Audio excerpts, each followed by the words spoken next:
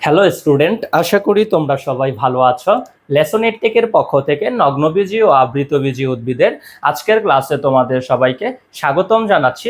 আজকের ক্লাসে আমরা একবীজপত্রী উদ্ভিদের গোত্র অর্থাৎ ওয়াসিয়া গোত্র নিয়ে বিস্তারিত আলোচনা করব।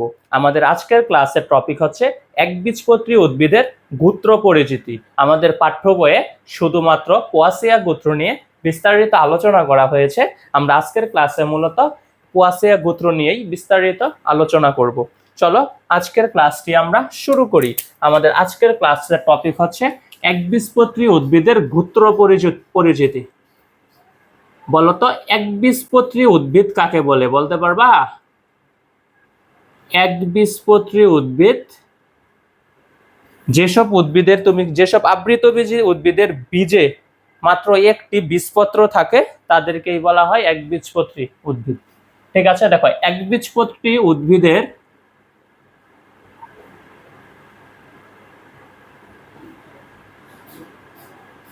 গোত্র পরিচিতি। একবীজপত্রী উদ্ভিদের গোত্র পরিচিতি। গোত্র কি? পাঠ্য বইয়ের যে গোত্রটা আছে আপনাদের পোয়াসিয়া গোত্র নিয়ে বিস্তারিত আলোচনা আছে, আমরা এটা নিয়েই কথা বলবো আজকের ক্লাসে। হ্যাঁ,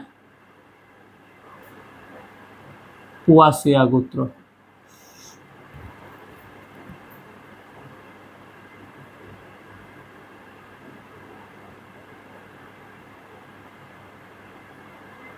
পোয়াসিয়া বা ঘাস গোত্র। এই পোয়াসিয়া গোত্রের পূর্ব নাম হচ্ছে গ্রামিনী ঘাস গোত্র। আমাদের আজকের ক্লাসের টপিক হচ্ছে কি ভাই? একবীজপত্রী উদ্ভিদের গোত্র পরিচিতি, পোয়াসিয়া গোত্র। ঠিক আছে, এখন একবীজপত্রী উদ্ভিদ কাকে বলে আগে আমরা এটা একটু জানবো, এবং একবীজপত্রী উদ্ভিদের আমরা শনাক্তকৃত কিছু বৈশিষ্ট্য জানবো। তারপর মূলত আমরা পোয়াসিয়া গোত্রে বা ঘাস গোত্রতে যাব। ঠিক আছে, যেসব আবৃতবীজী উদ্ভিদের বীজে মাত্র একটি বীজপত্র থাকে তাদেরকেই বলা হয় কি? একবীজপত্রী উদ্ভিদ। আমি আবারও বলি, শোনো, যেসব আবৃতবীজী উদ্ভিদের বীজে একটি মাত্র বীজপত্র থাকে তাদেরকে বলা হয় একবীজপত্রী উদ্ভিদ। যেমন এটার উদাহরণ হতে পারে ধান, গম, ভুট্টা, আখ ইত্যাদি। ঠিক আছে, তাহলে একবীজপত্রী উদ্ভিদ কাকে বলবা তুমি? যেসব উদ্ভিদের বীজে একটি মাত্র বীজপত্র থাকে।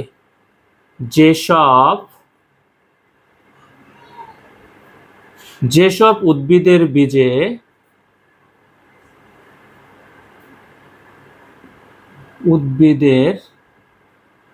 বীজে একটি মাত্র বীজপত্র থাকবে।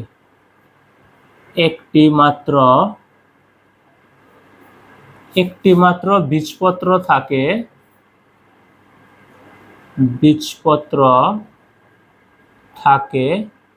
তাকে একবীজপত্রী। যেসব আবৃতবীজী উদ্ভিদের, হ্যাঁ এখানে একটা কথা লিখে নিবা কি? আবৃতবীজী। যেসব আবৃতবীজী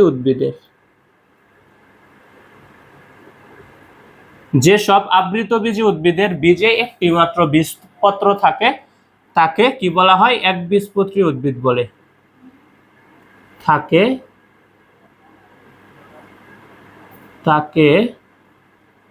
একবীজপত্রী উদ্ভিদ বলে। ঠিক আছে ভাই, একবীজপত্রী উদ্ভিদের সংজ্ঞাটা কি তাহলে? যেসব আবৃতবীজী উদ্ভিদের বীজে একটি মাত্র বীজপত্র থাকে তাকে একবীজপত্রী উদ্ভিদ বলে। যেমন কি ধান, গম, ভুট্টা, আখ ইত্যাদি। ধান, গম, ভুট্টা ইত্যাদি। ঠিক আছে, একবীজপত্রী উদ্ভিদ কাকে বলবা? যেসব আবৃতবীজী উদ্ভিদের বীজে একটি মাত্র বীজপত্র থাকে তাদেরকে কি বলা হয়? একবীজপত্রী উদ্ভিদ বলা হয়। ঠিক আছে, এই একবীজপত্রী উদ্ভিদের শনাক্তকারী আমরা একটু বৈশিষ্ট্য জেনে নেব। হ্যাঁ, আসো একবীজপত্রী উদ্ভিদের শনাক্তকারী বৈশিষ্ট্য।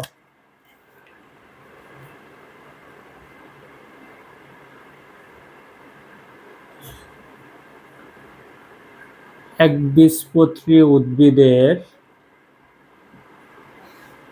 শনাক্তকরণ বৈশিষ্ট্য, শনাক্তকারী বৈশিষ্ট্য। তুমি কোন বৈশিষ্ট্যগুলো বিবেচনা করে বলতে পারবা যে এটা একবীজপত্রী উদ্ভিদ, আমরা সেই বৈশিষ্ট্যগুলো একটু জানবো। ভাই একটা বৈশিষ্ট্য কিন্তু আমরা জানি, ওই সংজ্ঞাতে লিখেছি, এদের বীজে কি থাকে, বীজপত্র থাকে একটি। এদের বীজে কি থাকে ভাই, এদের বীজে একটি মাত্র বীজপত্র থাকে, বীজে বীজপত্র থাকে একটি। আমি কথাটা বলে ফেলি, বীজে বীজপত্র একটি থাকে,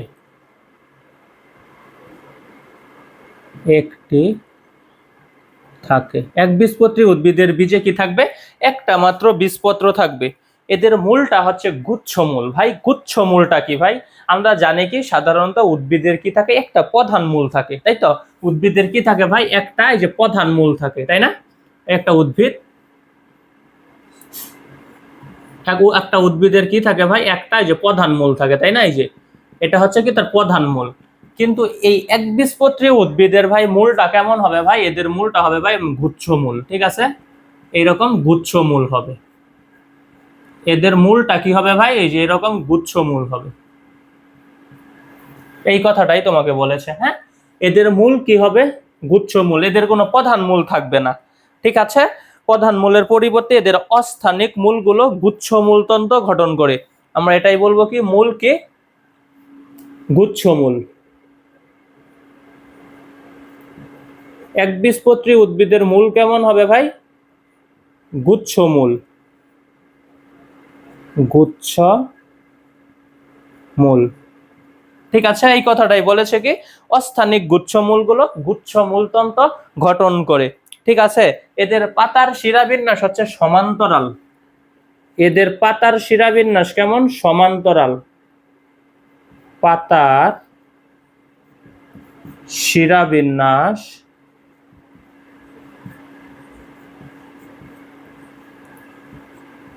সমান্তরাল, প্যারালাল, ঠিক আছে ভাই? এদের পাতার শিরাবিন্যাস কেমন, সমান্তরাল বা প্যারালাল। এখন পাতা তো চেনো ভাই, পাতা, তখন মনে করো আমরা আম পাতা আঁকাচ্ছি, আম পাতা তো ভাই যেরকম এমনই থাকে, তাই তো? একটা পাতা আঁকাইছি আমরা, মনে করো আম গাছের একটা পাতা, আমরা এবার একটা ধান গাছের পাতা আঁকাই, হ্যাঁ? ধানের পাতাটা কেমন থাকে ভাই, দেখছো না খেয়াল করে?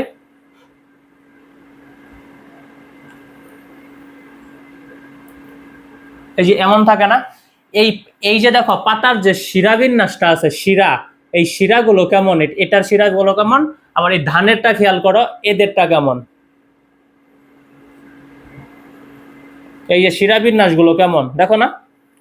এই শিরাবিন্যাসগুলো কেমন ভাই, সমান্তরাল না, একদম সোজা। কিন্তু এটা কি ভাই সমান্তরাল, এটা সমান্তরাল না কিন্তু, ঠিক আছে? এই একবীজপত্রী উদ্ভিদের পাতার শিরাবিন্যাস কেমন হবে, সমান্তরাল। এই যে পাতার শিরাবিন্যাস হবে সমান্তরাল, ঠিক আছে? তোমাকে এই কথাটাই বলছে, এদের পাতার শিরাবিন্যাস হবে কি ভাই, সমান্তরাল, ঠিক আছে? বলেছে কি পাতার শিরাবিন্যাস সাধারণত সমান্তরাল। ওকে বাপ, প্যারালাল বলতে পারবা তুমি, ঠিক আছে? কিন্তু এই যে এটা কেমন দেখো তো, এটা কি এমন জালের মতো গঠন করছে না? জালের মতো, এটাকে বলবো আমরা রেটিকুলেট বা জালিকাকার। এটা হচ্ছে জালিকাকার বা রেটিকুলেট। আর এটা কেমন শিরাবিন্যাস পাতার, এই পাতার শিরাবিন্যাস হচ্ছে কি ভাই, সমান্তরাল বা প্যারালাল, ঠিক আছে? আশা করি তোমরা বুঝতে পেরেছো। তাহলে একবীজপত্রী উদ্ভিদের পাতার শিরাবিন্যাস কেমন হবে ভাই, শিরাবিন্যাস হবে সমান্তরাল, ঠিক আছে? ওকে। পুষ্পপত্রের সংখ্যা মানে পাপড়ি, পুষ্পে এখানে লিখি, পুষ্পপত্রের সংখ্যা কয়টি, 3 বা 3-এর গুণিতক। বলেছে কি পুষ্পপত্রের সংখ্যা, পুষ্পপত্রের সংখ্যা পুষ্পে পুষ্পপত্রের সংখ্যা 3 বা 3-এর গুণিতক। 3-এর গুণিতক কত? 3, 6 বা 9। ঠিক আছে, অর্থাৎ টাইমেরাস। পুষ্পটা কেমন হবে? টাইমেরাস। পুষ্পে পুষ্পপত্রের সংখ্যা 3 বা এর গুণিতক, 3 বা এর গুণিতক, যেমন 3, 6 বা 9। অর্থাৎ কি ভাই? অর্থাৎ পুষ্প টাইমেরাস, কারণ পুষ্পপত্রের সংখ্যা 3 বা 3-এর গুণিতক। পুষ্পটা তাহলে কেমন হবে? টাইমেরাস। আশা করি বুঝতে পেরেছ। তাহলে 4 নম্বর বৈশিষ্ট্যটা কি ভাই? একবীজপত্রী উদ্ভিদের 4 নম্বর শনাক্তকারী বৈশিষ্ট্যটা কি? পুষ্পে পুষ্পপত্রের সংখ্যা থাকবে 1টি, 3টি। পুষ্পে পুষ্পপত্রের সংখ্যা 3টি বা 3-এর গুণিতক। ওকে, অর্থাৎ পুষ্প টাইমেরাস। আরেকটা কথা বলেছে কি? বীজপত্রের অবস্থান শীর্ষ, বীজপত্রের অবস্থান শীর্ষ এবং ভ্রূণমুকুল পার্শ্বীয়। বীজপত্রের অবস্থান শীর্ষ, বীজপত্রের অবস্থান শীর্ষ এবং ভ্রূণমূল কি? ভ্রূণমূল বুঝাই দিব ভাই, হ্যাঁ, এবং ভ্রূণমুকুল পার্শ্বীয়, এবং ভ্রূণমুকুল ভ্রূণমুকুল পার্শ্বীয়। 5 নম্বর শনাক্তকারী বৈশিষ্ট্যটা কি ভাই? বীজপত্রের অবস্থানটা কি? বীজপত্রের অবস্থান শীর্ষ, বীজপত্রের অবস্থান শীর্ষ আর ভ্রূণমুকুল কেমন? পার্শ্বীয়। ভাই কেমন? একটু খেয়াল করে দেখো। দেখো আমরা কি দিব? আমরা প্রথমে কি দিব? বীজপত্রের অবস্থানটা কোথায়? শীর্ষে। এই যে দেখো, শীর্ষে কি থাকবে? এই শীর্ষে বীজপত্রটা আছে। বীজপত্রের অবস্থান কোথায় আছে ভাই? শীর্ষে আছে, ঠিক আছে। এবং ভ্রূণমুকুলটা কোথায় থাকবে ভাই? এই যে ভ্রূণমুকুলটা থাকবে কোথায়? পাশে। বীজপত্রের অবস্থানটা শীর্ষ, এটা কি? এটা হচ্ছে বীজপত্র। বীজপত্র, দেখো এই বীজপত্রের অবস্থান শীর্ষে আছে, আর এই যে ভ্রূণমুকুলটা যে আছে এটা কি? পার্শ্বীয়। ভ্রূণমুকুল পার্শ্বীয় আর বীজপত্রটা শীর্ষ। আশা করি বুঝতে পেরেছ। ঠিক আছে, এদের কি হবে না? কোনো গৌণ বৃদ্ধি ঘটবে না, সেকেন্ডারি বৃদ্ধি ঘটবে না। ঠিক আছে, গৌণ বৃদ্ধি ঘটে না, গৌণ বৃদ্ধি ঘটে না। দেখো, একবীজপত্রী উদ্ভিদের শনাক্তকারী বৈশিষ্ট্য তাহলে আমরা কি কি দেখলাম? এদের বীজে বীজপত্র কয়টি থাকে? বীজপত্র একটি থাকে। মূলটা কেমন ভাই? মূলটা হচ্ছে গুচ্ছমূল। মূলটা কেমন? মূলটা হচ্ছে গুচ্ছমূল। পাতার শিরাবিন্যাস কেমন? সমান্তরাল। ঠিক আছে। পুষ্প পুষ্প কেমন? টাইমেরাস। পুষ্পটা কেমন? টাইমেরাস। বীজপত্রের অবস্থান শীর্ষ, ভ্রূণমুকুল পার্শ্ব, তাই তো? পার্শ্বীয়। এবং এদের কি কোনো গৌণ বৃদ্ধি ঘটবে না। এই বৈশিষ্ট্যগুলোর উপর আমরা ভিত্তি করে বলতে পারবো উদ্ভিদটা কি? একবীজপত্রী। ঠিক আছে। এই একবীজপত্রী উদ্ভিদের বুঝিও ডক্টর আর্থার কনক্রুইস্ট কি বলেছে? বলেছে পৃথিবীর সকল জানা একবীজপত্রী উদ্ভিদকে 65টি গোত্রে ভাগ করা হয়েছে। ঠিক আছে, সেখানে 34তম গোত্রের নাম হচ্ছে পোয়াসিয়া। আমরা এই পোয়াসিয়া গোত্র নিয়েই আলোচনা করব। তাহলে আমরা একটা কথা লিখে ফেলি, ডক্টর আর্থার কনক্রুইস্টের মতে কি বলবো আমরা? একবীজপত্রী উদ্ভিদের গোত্র কয়টি? 65টি। একবীজপত্রী উদ্ভিদের গোত্র কয়টি ভাই? 65টি। দেখো, একবীজপত্রী উদ্ভিদের গোত্র 65টি। এই কথাটা কে বলেছে? Doctor Arthur Cronquist. Doctor Arthur Cronquist এর মতে কি একবীজপত্রী উদ্ভিদের গোত্র কয়টি ভাই? 65টি।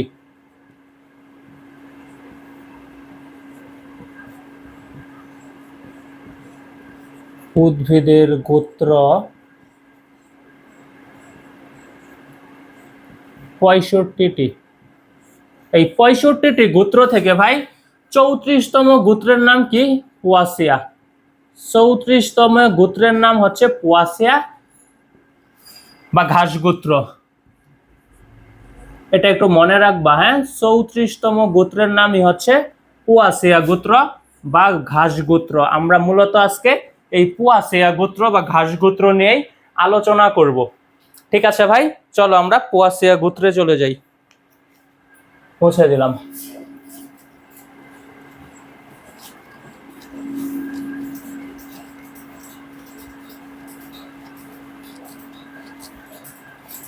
পোয়াসিয়ার গোত্রটার পূর্ব নাম ছিল গ্রামিনী। এটাকে ঘাস গোত্র বলা হচ্ছে কারণ এই ঘাস উদ্ভিদগুলো এখানে স্থান পেয়েছে, বুঝছো। টাইপ জিনাস পুয়া থেকে এই গোত্রের নামকরণ করা হয়েছে পোয়াসিয়া। কি বলেছে? টাইপ জিনাস পুয়া থেকে এই গোত্রের নামকরণ করা হয়েছে পোয়াসিয়া। দেখো কথাগুলো লিখে দেই। পূর্ব নাম কি? গ্রামিনী। পোয়াসিয়া গোত্র।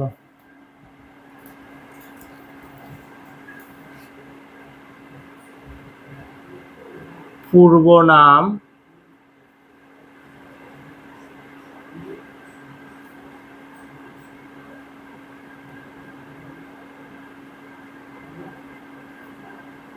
পূর্ব নাম কি? গ্রামিনী। গ্রামিনী, ঠিক আছে। এ গোত্রকে কি বলা হয়? ঘাস গোত্র নামে ডাকা হয়। পৃথিবীতে 500টি ঘন এবং 8000 প্রজাতি নিয়ে ঘাস গোত্র গঠিত। এটাকে কি বলা হয়? ঘাস গোত্র বলা হয়। এই ইনফরমেশন গুলো মনে রাখতে হবে। ঘাস গোত্র বলা হয়। প্রজাতি আছে কয়টা ভাই? পৃথিবীতে 500টি ঘন আছে এবং 8000 প্রজাতি নিয়ে ঘাস গোত্র গঠিত। 500টি ঘন এবং 8000 প্রজাতি নিয়ে ঘাস গোত্র গঠিত। 500টি ঘন এবং 8000 প্রজাতি নিয়ে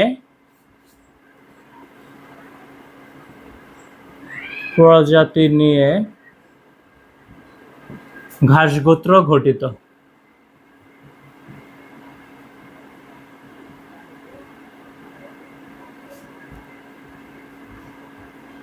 ঠিক আছে ভাই। পৃথিবীতে কয়টি আছে? 500টি ঘন আছে এবং 8000 প্রজাতি আছে। কিন্তু বাংলাদেশে কি আছে ভাই? 113টি ঘন এবং 285টি প্রজাতি শনাক্তকরণ করা হয়েছে। বাংলাদেশে কি 500টি ঘনের মাঝে 113টি ঘন শনাক্ত করা হয়েছে এবং 8000টি প্রজাতির মাঝে 285টি প্রজাতি শনাক্ত করা হয়েছে। এই কথাটা লিখে দিই, হ্যাঁ। বাংলাদেশে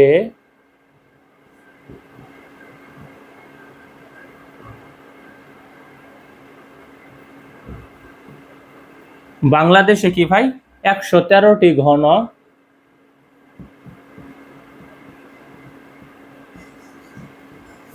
ও 285টি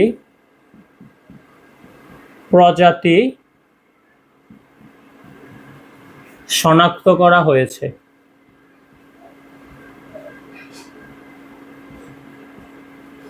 এখন অবধি শনাক্ত করা হয়েছে। ঠিক আছে ভাই, ওকে। এই ঘাস গোত্রগুলোকে কোথায় পাওয়া যায় জানো? উষ্ণমণ্ডলীয় অঞ্চল এবং উত্তর নাতিশীতোষ্ণ মৃদু শুষ্ক অঞ্চলে। কোথায় পাবা তুমি এদেরকে? উত্তর নাতিশীতোষ্ণ শুষ্ক অঞ্চলে, মৃদু শুষ্ক অঞ্চলে পাবা এবং উত্তর মণ্ডলীয় অঞ্চলে পাবা। ঠিক আছে, এদের অবস্থান, এদেরকে তুমি কোথায় পাবা? উত্তর মণ্ডলীয়,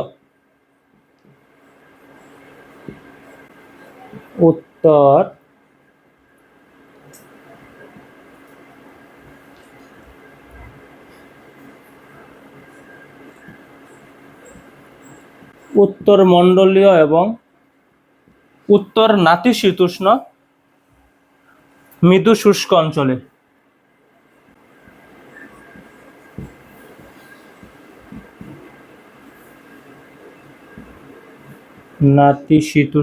নাতিশীতোষ্ণ মৃদু শুষ্ক অঞ্চলে।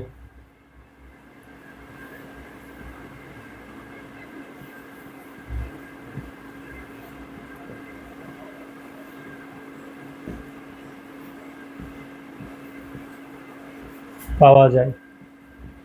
ঘাসগোত্রকে কোথায় পাওয়া যাবে?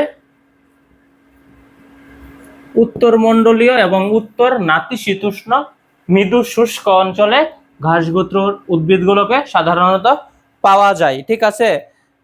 আরেকটা কথা বলেছে কি, টাইপ জিনাস পোয়া থেকে এই গোত্রের নামকরণ করা হয়েছে। টাইপ জিনাস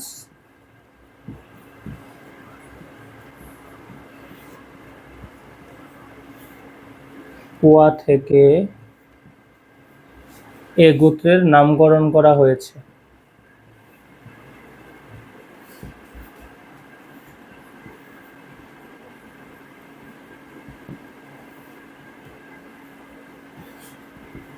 করা হয়েছে পোয়াসিয়া।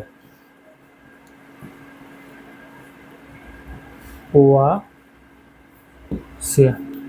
ঠিক আছে ভাই, এই ছিল পোয়াসিয়া গোত্রের শনাক্তকারী, সরি এই ছিল পোয়াসিয়া গোত্রের কি একটু পরিচিতিটা আমরা জেনে নিলাম। ঠিক আছে, আমরা এবার পোয়াসিয়া গোত্রের পত্রের লিগিউল এবং কি স্পাইকলেটের ডায়ামেট্রিক চিত্রটা দেখব, ডায়াগ্রামেটিক চিত্রটা দেখব। চলো।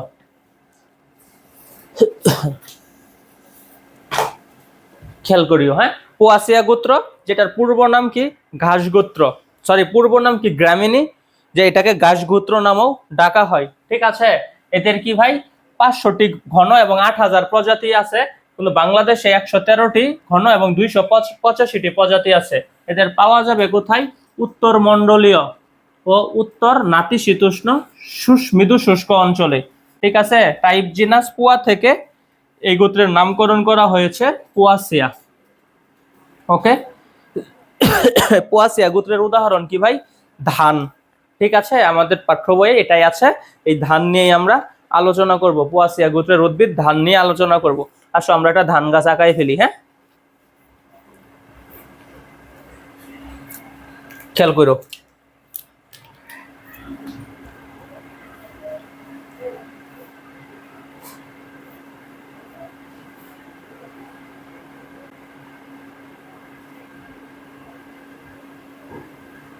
আমরা একটি ধান গাছ আঁকাচ্ছি।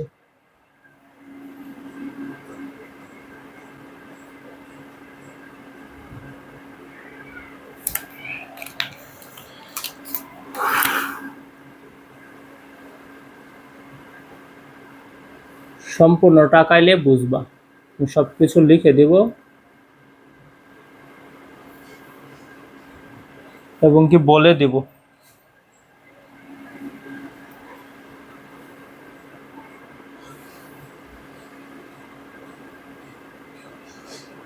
এদের কাণ্ডটা কেমন হয়? ফাঁপা হয়। ঠিক আছে, কি থাকে এদের? পত্রখণ্ড থাকে, পাতাতে কি কি কি থাকে? পত্রখণ্ড থাকে, লিগিউল থাকে এবং কাণ্ড বেষ্টক পত্রমূল থাকে, যেটাকে সিদ বলা হয়। একটু বুঝিও। পাতা,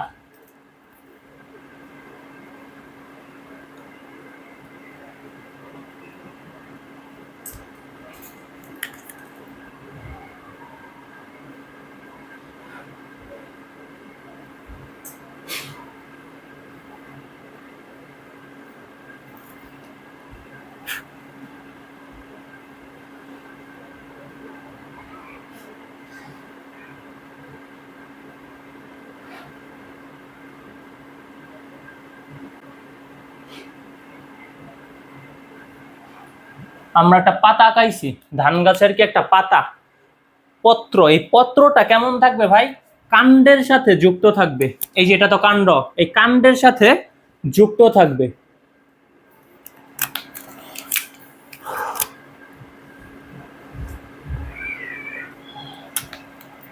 ধান গাছের কখনো পাতা টান দিছ? ধান গাছের পাতা টান দিলে কি হয় ভাই? ধান গাছের পাতাটা কি কাণ্ডের সাথে যুক্ত যুক্ত থাকে, এই পর্যন্ত কিন্তু থাকবে। তুমি যদি টান দাও পাতাটাকে তখন কি হবে, এটা ছিলে চলে আসবে, খুলে চলে আসবে, তাই না? তখন ভিতরেটা কেমন একটু সাদা টাইপ দেখা যায়, তাই তো, একটু ধবধবে সাদার মতো দেখা যায়। কখনো টান দিয়ে তুমি দেখো ধান গাছের পাতা যদি টান দাও এইখানে কিন্তু ছিঁড়বে না, পাতাটা এই যে এইখানে আইসা তারপর ছিঁড়বে। কথাটা বুঝছো? কারণ কি, পাতাটা কাণ্ডের সাথে লাগানো অবস্থায় থাকে। ঠিক আছে ভাই, পাতাটা কি থাকে, কাণ্ডের সাথে লাগানো অবস্থায় থাকে, এই জন্য এটাকে বলা হয় শীত। আরেকটা কথা বলেছে লিগিউল। এই শীত এবং পত্রমূল যেই জায়গাটাতে যুক্ত থাকে সেইটাকেই বলা হয় কি লিগিউল। লিগিউলটা কি, শীত এবং পত্রমূল যেই জায়গাতে যুক্ত থাকে সেটা হচ্ছে লিগিউল। এই লিগিউলের কাজটা কি, কাণ্ডের ভেতরে যেন ধুলাবালি এবং পানি প্রবেশ করতে না পারে, কারণ এদের কাণ্ডটা ভেতরে কেমন থাকবে, ফাঁপা, ভেতরে পানি চলে আসলে কি হবে, গাছটা পচে যাবে, তাই তো? বুঝিও কি বলেছে তোমাকে, এদের কি থাকবে, কাণ্ড, এদের শীত, ওই শীত কোনটাকে বলা হচ্ছে ভাই, শীত বলা হচ্ছে কোনটাকে বলো, শীত বলা হচ্ছে কি কাণ্ড বেষ্টক পত্রমূল, মানে এটা কি এদের পাতা পত্রখণ্ড, পাতা পত্রখণ্ড, তাই তো? এই পত্রখণ্ডটা পত্রমূলটা কি করবে ভাই, এদের পত্রখণ্ডটা কি করবে, কাণ্ডের সাথে যুক্ত অবস্থায় থাকবে। মনে করো এটা হচ্ছে কাণ্ড, এই কাণ্ডের সাথে কি যুক্ত অবস্থায় আছে, দেখছো এই কাণ্ডের সাথে যুক্ত অবস্থায় আছে, এদের পত্রখণ্ডটা কাণ্ডের সাথে যুক্ত অবস্থায় আছে, এই জন্যই এটাকে বলা হচ্ছে কি শীত বলা হচ্ছে, কাণ্ড বেষ্টক পত্রমূল বা শীত বলা হচ্ছে। এই কাণ্ড বেষ্টক পত্রমূল এবং পত্রখণ্ড যে জায়গাটাতে যুক্ত থাকে, এই পত্রমূল, কাণ্ড বেষ্টক পত্রমূল এবং কি পত্রখণ্ড যেই জায়গাটাতে যুক্ত থাকে, এই যে যেই জায়গাটাতে যুক্ত থাকে এটা, এই অংশটাকেই বলা হয় লিগিউল। ভাই বুঝছো লিগিউলটা কি তাহলে, কাণ্ড বেষ্টক পত্রমূল, কাণ্ড বেষ্টক পত্রমূল এবং কাণ্ড বেষ্টক পত্রমূল এবং কি ভাই পত্রখণ্ড যে জায়গাটাতে যুক্ত থাকে সেটাকেই বলা হচ্ছে কি, এই অংশটাকেই বলা হচ্ছে লিগিউল। এই লিগিউলের কাজটা কি, ভেতরে যেন, কাণ্ডের ভেতরে যেন পানি ধুলাবালি প্রবেশ করতে না পারে। ঠিক আছে ভাই, দেখো আমি লিখে দিই এক একটা অংশ। হ্যাঁ, পাতাতে কয়টা অংশ থাকে, 3টা অংশ থাকে। এটাকে তুমি কি বলবা, 1 নম্বর অংশ, এটার নাম কি ভাই, পত্রখণ্ড। এটা কি পাতার প্রধান অংশ, পত্রখণ্ড। এটাকে তুমি কি বলবা, এটাকে বলবা কি কাণ্ড বেষ্টক পত্রমূল।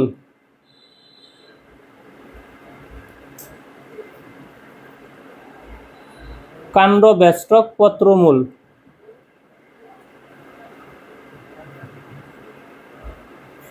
কাণ্ড বেষ্টক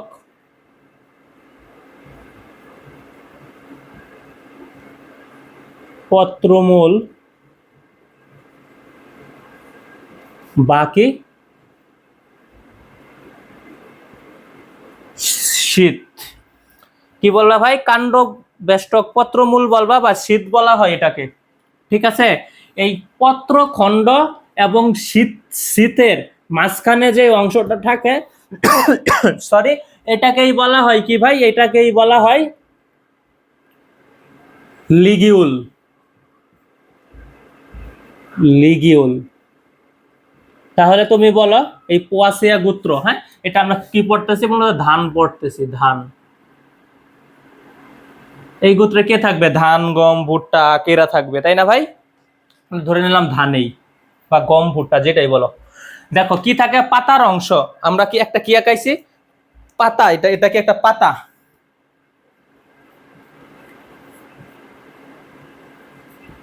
পাতার অংশ।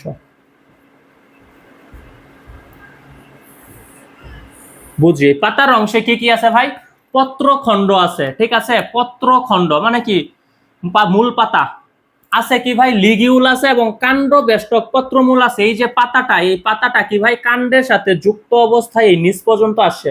তুমি যদি পাতাটাকে টান টান দিয়ে ছিঁড়ে ফেলো, তখন পাতাটা কিন্তু এইখানে ছিঁড়বে না, পাতাটা এই যেভাবে যখন টান দিবা এই অবধি, এই যে এই কাণ্ডর সাথে যে যুক্ত অবস্থায় আছে শীত, এটা খুলে চলে আসবে। ঠিক আছে ভাই, এই জন্য এটাকে বলছে কি কাণ্ড বেষ্টক পত্রমূল বা শীত। এই পত্রখণ্ড এবং শীতের মাঝখানে যে অংশটা আছে, যেটা সংযুক্ত করেছে পত্রখণ্ড এবং শীতকে সংযুক্ত করেছে যে অংশটা, সেটা হচ্ছে লিগিউল। এই লিগিউলের কাজ হচ্ছে কি, এই কাণ্ডের ভিতরে যেন ধুলাবালি এবং পানি প্রবেশ করতে না পারে। ঠিক আছে ভাই, আশা করি তোমরা পাতার বিভিন্ন অংশ বুঝতে পেরেছ। ঠিক আছে, আমরা একটা পুষ্পপত্র বিন্যাস আঁকাই। হ্যাঁ, একটি স্পাইকলেটের ডায়াগ্রামেটিক চিত্র আঁকাতে চেষ্টা করি। হ্যাঁ, যেটা খুব বেশি ইম্পর্টেন্ট। এটাকে শীত নামে ডাকা হয়। শীতটা এখানে লিখে দিই, শীত। বুঝিও। হ্যাঁ, এই অংশগুলো মনে রাখতে হবে, কারণ আমাদের যখন বৈশিষ্ট্যগুলো লিখবো তখন এই অংশগুলোই লিখবো। হ্যাঁ, এই পয়েন্টগুলোই লিখবো। ভাই একটু খেয়াল করিও। হ্যাঁ, আমরা একটা স্পাইকলেটের চিত্র আঁকাচ্ছি। ঠিক আছে, অর্থাৎ পুষ্পপত্র বিন্যাসের ডায়াগ্রামেটিক একটা চিত্র আঁকাবো। ঠিক আছে, ওকে। এদের স্পাইকলেট কেন বলা হয় জানো? কারণ এদের মঞ্জুরি দণ্ডটা হচ্ছে সংক্ষিপ্ত। এখন কথা হচ্ছে কি ভাই, মঞ্জুরি দণ্ডটা কি? মঞ্জুরি দণ্ডটা হচ্ছে কি ভাই, যে অক্ষে যে শাখার মধ্যে ফুলগুলো সজ্জিত থাকে মূলত তাকে মঞ্জুরি দণ্ড বলা হয়। এদের মঞ্জুরি দণ্ডটা হবে কি, ঘাসগোত্রের মঞ্জুরি দণ্ডটা হবে সংক্ষিপ্ত, অর্থাৎ স্পাইকলেট। মঞ্জুরি দণ্ডটা কি একটু বুঝিও, আগে এটা বলে ফেলি। মঞ্জুরি দণ্ডটা হচ্ছে কি, এই যে মনে করো এটা একটা মঞ্জুরি দণ্ড। মঞ্জুরি দণ্ড তুমি কাকে বলবা? যে শাখার মাঝে ফুলগুলো সজ্জিত থাকবে। এটা মনে করো এটা লাঠি, এই লাঠিটার মাঝে কি আছে? এই যে ফুলগুলো সজ্জিত অবস্থায় আছে। ফুলগুলো কি আছে ভাই? ফুলগুলো সজ্জিত অবস্থায় আছে। এই যে দণ্ডটার মাঝে ফুলগুলো সজ্জিত অবস্থায় আছে, এই দণ্ডটাকেই আমরা বলবো কি, মঞ্জুরি দণ্ড। মঞ্জুরি দণ্ড। তাহলে মঞ্জুরি দণ্ডটা তুমি কি বলবা? যে শাখার মাঝে, যে শাখাটার মাঝে ফুলগুলো সজ্জিত অবস্থায় থাকে তাকে বলা হয় মঞ্জুরি দণ্ড। ঠিক আছে, আর এদের যে বিন্যাসটা, এই যে এদের যে বিন্যাসটা, এদের এই বিন্যাসটাকে বলা হয় কি, পুষ্পপত্র বিন্যাস। সরি, পুষ্প বিন্যাস বা পুষ্প মঞ্জুরি। ঠিক আছে, ওকে। এদের এই বিন্যাসটাকেই আমরা কি বলবো? এদের এই বিন্যাসটাকেই আমরা বলবো কি, পুষ্প মঞ্জুরি। এদের বিন্যাস, এদের বিন্যাসকেই বলা হবে কি, এদের বিন্যাসকেই বলা হবে পুষ্প মঞ্জুরি।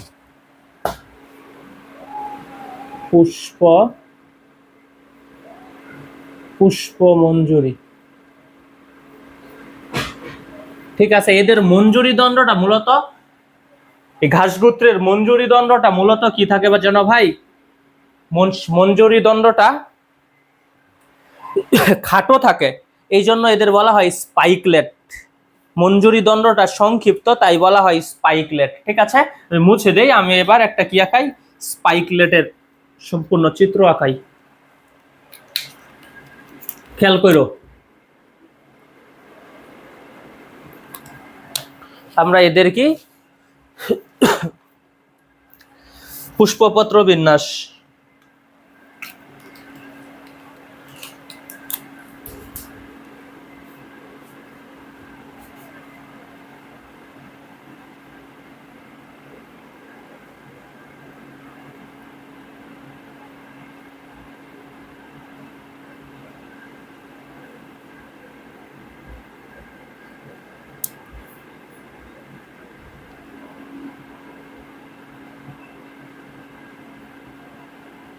আমরা এদের মঞ্জুরি দণ্ডটা আঁকাচ্ছি। মঞ্জুরি দণ্ডটা সংক্ষিপ্ত, অর্থাৎ স্পাইকলেট।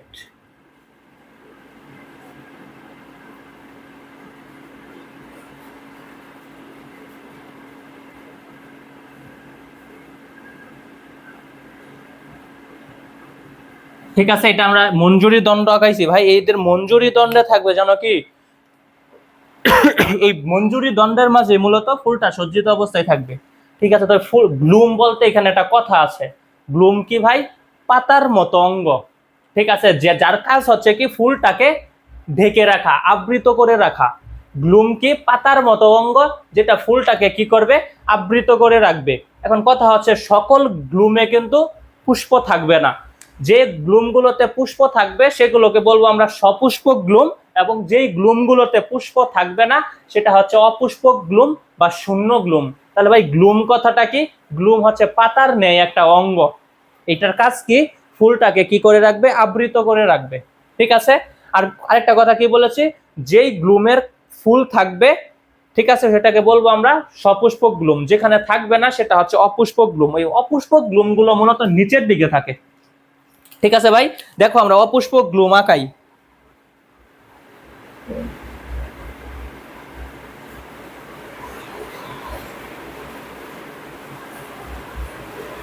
অপুষ্পক গ্লুম, অপুষ্পক গ্লুম, ঠিক আছে, এটাকে বলবো আমরা অপুষ্পক গ্লুম। গ্লুম কি ভাই? গ্লুম হচ্ছে পাতার মতো অঙ্গ, যার কাজ হচ্ছে কি ফুলকে আবৃত করে রাখা। এটা একটা গ্লুম। আমরা এখানে একটা গ্লুম দিই।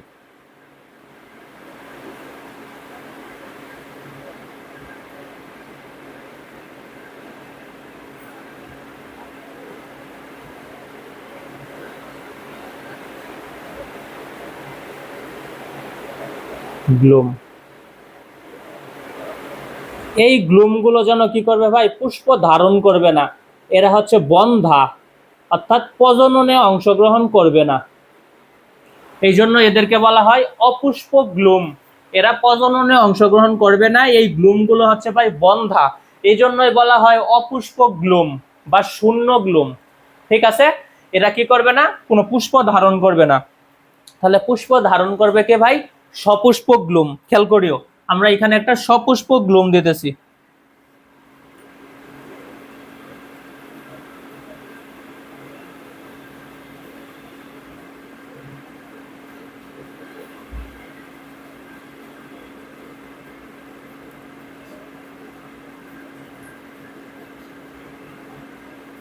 এটা হচ্ছে কি ভাই? সপুষ্পক গ্লুম।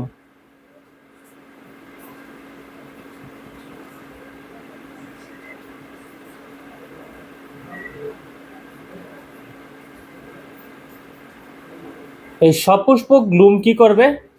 পুষ্প ধারণ করবে। ঠিক আছে,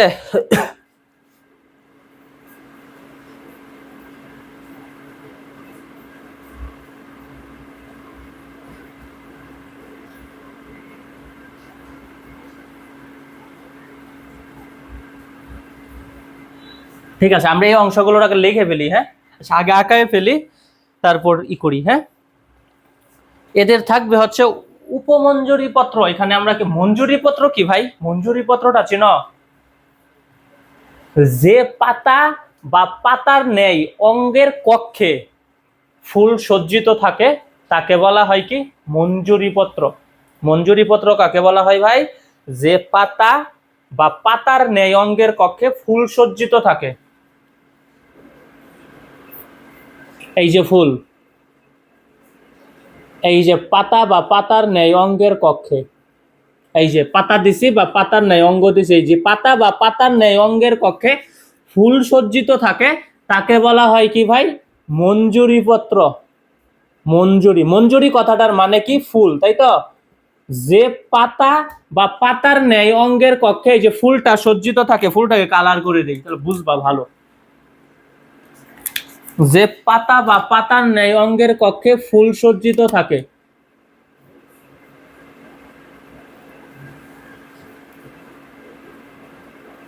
যে পাতা বা পাতার ন্যায় অঙ্গের কক্ষে ফুল সজ্জিত থাকে তাকে বলা হয় মঞ্জুরি পত্র। এই মঞ্জুরি পত্রের পরের স্তবকে যদি মঞ্জুরি পত্রের মতো বা পাতার মতো আর আরো ক্ষুদ্র অঙ্গ থাকে সেটাকে বলা হয় কি ভাই? উপমঞ্জুরি পত্র। ঠিক আছে, উপমঞ্জুরি পত্র তুমি কাকে বলবা? মঞ্জুরি পত্রের পরের স্তবকে মঞ্জুরি পত্রের ন্যায় যদি অঙ্গ থাকে, এই দেখো মঞ্জুরি পত্র এটা, তাই তো? এই মঞ্জুরি পত্রের পরের স্তবকে যদি মঞ্জুরি পত্রের ন্যায় অঙ্গ থাকে তাহলে এটাকে তুমি কি বলবা? এইটাকে বলবা উপমঞ্জুরি পত্র। উপমঞ্জুরি পত্র। এই মঞ্জুরি পত্র এবং উপমঞ্জুরি পত্র কথাটা ভাই বুঝছো? মঞ্জুরি পত্র কি ভাই? যে ক্ষুদ্রাকৃতির পাতা বা পাতার ন্যায় অঙ্গের কক্ষে ফুল সজ্জিত থাকে তাকে বলবো আমরা মঞ্জুরি পত্র। দেখো এই মঞ্জুরি পত্রের সাথেই তো ফুলটা সজ্জিত আছে। আর এই মঞ্জুরি পত্রের পরের স্তবকে যদি মঞ্জুরি পত্রের মতো উপাঙ্গ থাকে তাহলে সেটাকে আমরা বলবো কি উপমঞ্জুরি পত্র। আশা করি তোমরা বুঝতে পেরেছো। আমরা এখানে চলে যাই, ঠিক আছে, স্পাইকলেটে চলে যাই। দেখো এটা মনে করো এদের উপমঞ্জুরি পত্র, এটা হচ্ছে এদের উপমঞ্জুরি পত্র,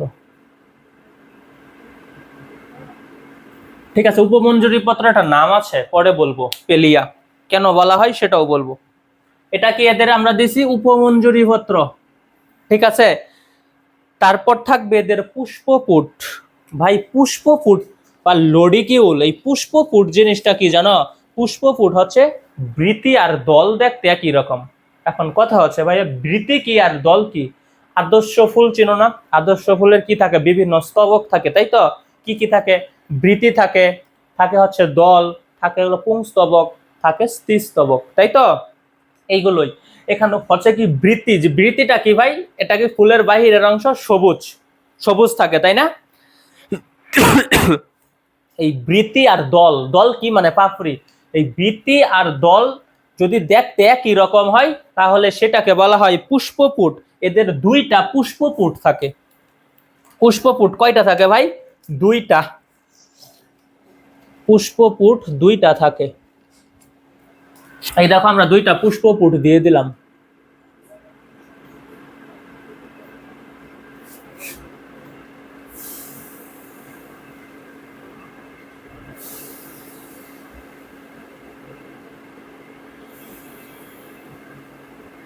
এই যে পুষ্পপুট বা লডিকিউল দিয়ে দিয়েছে। পুষ্পপুট কি ভাই?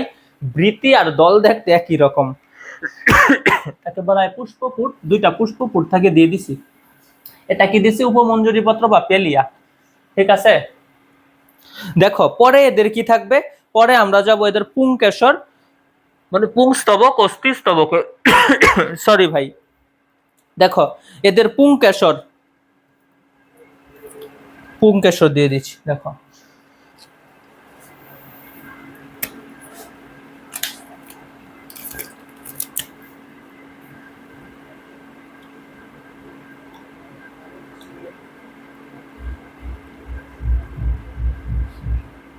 এটা এদের গর্ভাশয়।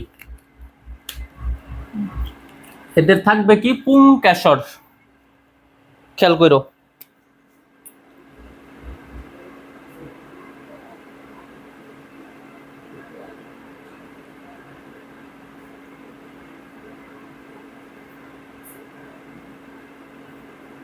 দেখো এদের পুংকেশর দিয়ে দিচ্ছি।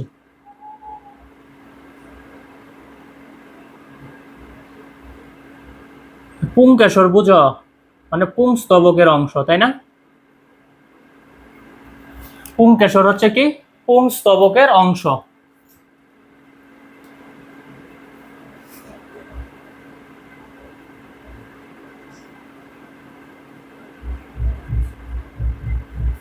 পুংস্তবক,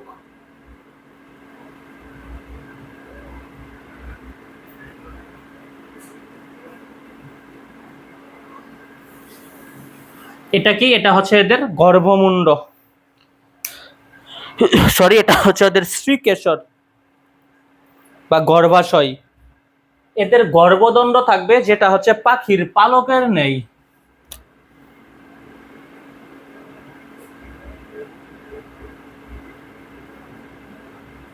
প্রতিটা অংশের নাম লিখে দিব, ভয় পাইও না।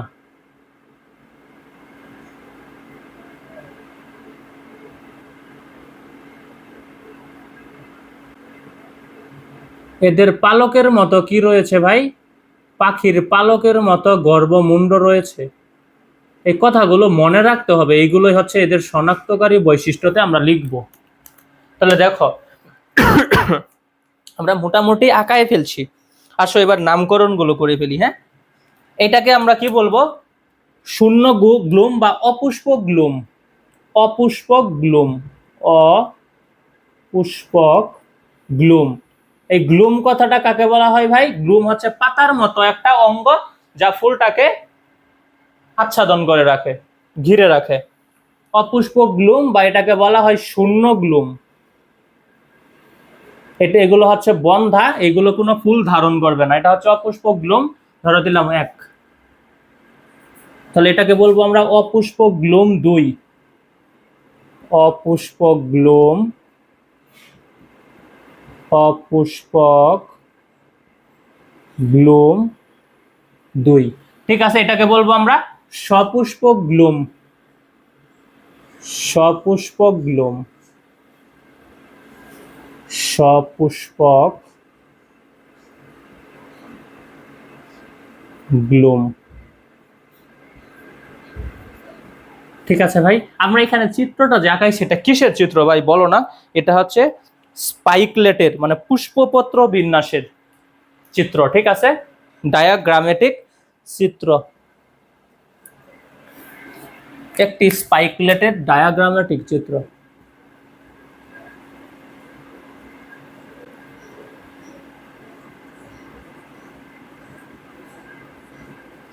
একটি স্পাইকলেটের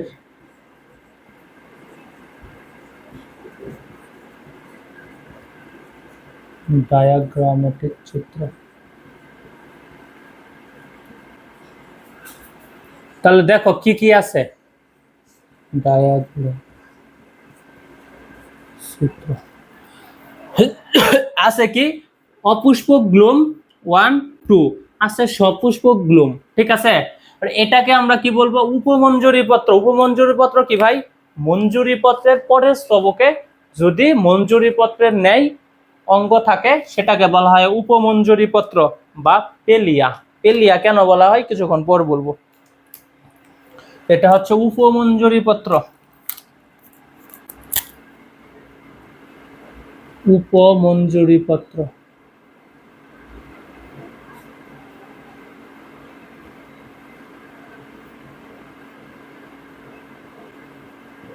ঠিক আছে, এই উপমঞ্জুরি পত্রের নাম কি ভাই? কি বলা হয় এটাকে? পেলিয়া ডাকা হয়, পেলিয়া।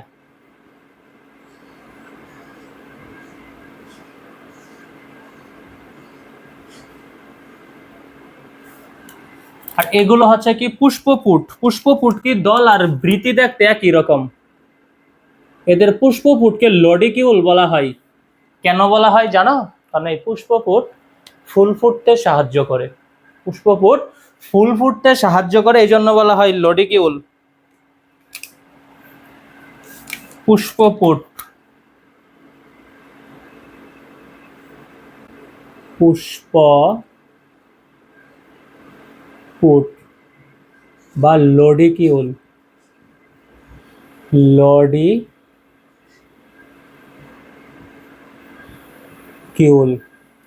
পুষ্পপুট বা লডিকিউল।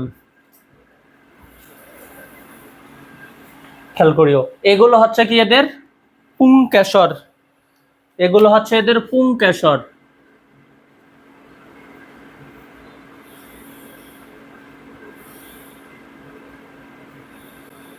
পুংকেশর, এটা হচ্ছে এদের স্ত্রীকেশর।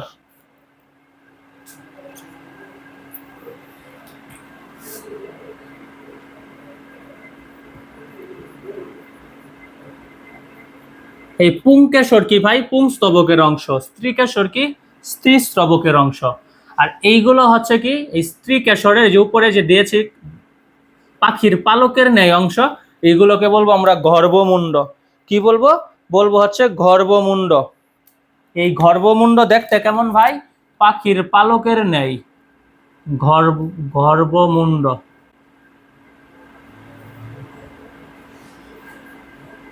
এটা দেখতে কেমন? পাখির পালকের ন্যায়। এই গর্ভমুণ্ড কি স্ত্রী স্তবকের অংশ, তাই তো? পাখির পালকের নেই। ঠিক আছে, তাহলে দেখো আমরা কি কি পাইলাম। একটা স্পাইকলেটেড ডায়াগ্রামেটিক চিত্রে কি কি দেখলাম? অপুষ্পক গ্লুম দেখলাম, সপুষ্পক গ্লুম দেখলাম, উপমঞ্জুরি পত্র থাকে, পুষ্পপুট থাকে, পুংকেশর, স্ত্রীকেশর, পাখির পালকের নেই গর্ভমুণ্ড। তাই তো ভাই? আর কিছু পাইছি? আর কিছু পাই নাই। এদের স্পাইকলেটটা কেমন ভাই? এই যে স্পাইকলেটটা সংক্ষিপ্ত। ঠিক আছে। মঞ্জুরি দণ্ডটা কেমন? সংক্ষিপ্ত। মঞ্জুরি দণ্ড সংক্ষিপ্ত। যে শাখার মাঝে ফুলগুলো সজ্জিত থাকে সেটাই হচ্ছে মূলত মঞ্জুরি দণ্ড। আর এই সম্পূর্ণ বিন্যাসটাকে বলবো কি আমরা? মঞ্জুরি বিন্যাস। তাহলে আমরা কি দেখলাম? এদের পুষ্পপত্র বিন্যাসটা দেখে ফেললাম, তাই তো? ঠিক আছে, আমরা এবার এদের পুষ্প সংকেত নিয়ে আলোচনা করি একটু, পরে আমরা পুষ্প প্রতীক এবং শনাক্তকারী বৈশিষ্ট্য দেখব। খেয়াল করো ভাই, পুষ্প প্রতীক কাকে বলা হয়?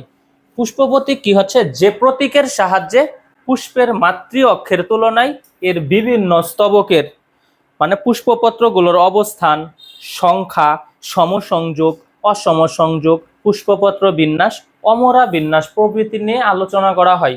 মাতৃ অক্ষের তুলনায় এই মাতৃ অক্ষের তুলনায় পুষ্পের অন্যান্য স্তবকগুলোর সংখ্যা, সমসংযোগ, অসমসংযোগ, পুষ্পপত্র বিন্যাস, অমরা বিন্যাস ইত্যাদি যে সংকেতের সাহায্যে আলোচনা করা হয় সেটাই হচ্ছে পুষ্প সংকেত, পুষ্প প্রতীক।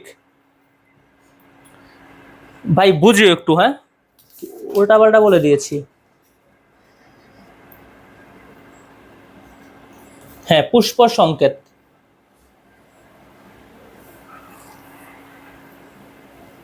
ভুল বলেছি, পুষ্প সংকেত। এই পুষ্প সংকেতটা আমরা একটু আলোচনা করব। হ্যাঁ, পুষ্প সংকেত। এই পুষ্প সংকেতটা কি ভাই? আমি আগে যেটা বলেছি এটা পুষ্প প্রতীকের সংজ্ঞা বলেছি। হ্যাঁ, এই পুষ্প সংকেত হচ্ছে কি? পুষ্পের লিঙ্গ, বিভিন্ন স্তবক, প্রত্যেক স্তবকের সদস্য সংখ্যা, অবস্থান, তাদের সমসংযোগ, অসমসংযোগ, সংযুক্তি, মঞ্জুরিপত্রের উপস্থিতি, অনুপস্থিতি প্রভৃতি অংশ যে সংকেতের সাহায্যে প্রকাশ করা হয় তাকে পুষ্প সংকেত বলা হয়। ভাই পুষ্পের কি? পুষ্প এক লিঙ্গ হতে পারে, উভলিঙ্গ হতে পারে। পুষ্পের লিঙ্গ, পরে বিভিন্ন স্তবক থাকবে, প্রত্যেক স্তবকের সদস্য সংখ্যা থাকবে, পরে কি থাকে? সমসংযোগ, অসমসংযোগ। যেমন পাপড়ি আর পাপড়ি যদি কানেকশন থাকে বলবো সমসংযোগ, পাপড়ি আর যদি দল পুংকেশরের কানেকশন থাকে বলবো অসমসংযোগ। এটা হ্যাঁ, সম মানে মিল, অসম মানে দুইটা আলাদা আলাদা।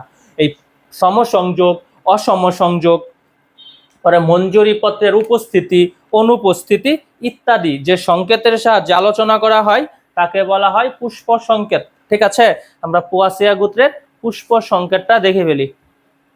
আসো, হ্যাঁ, পুষ্প সংকেত কোথায় মুছবো চিন্তা করতেছি, এখানে মুছে দিই। এটা সবগুলোই মুছতে হবে।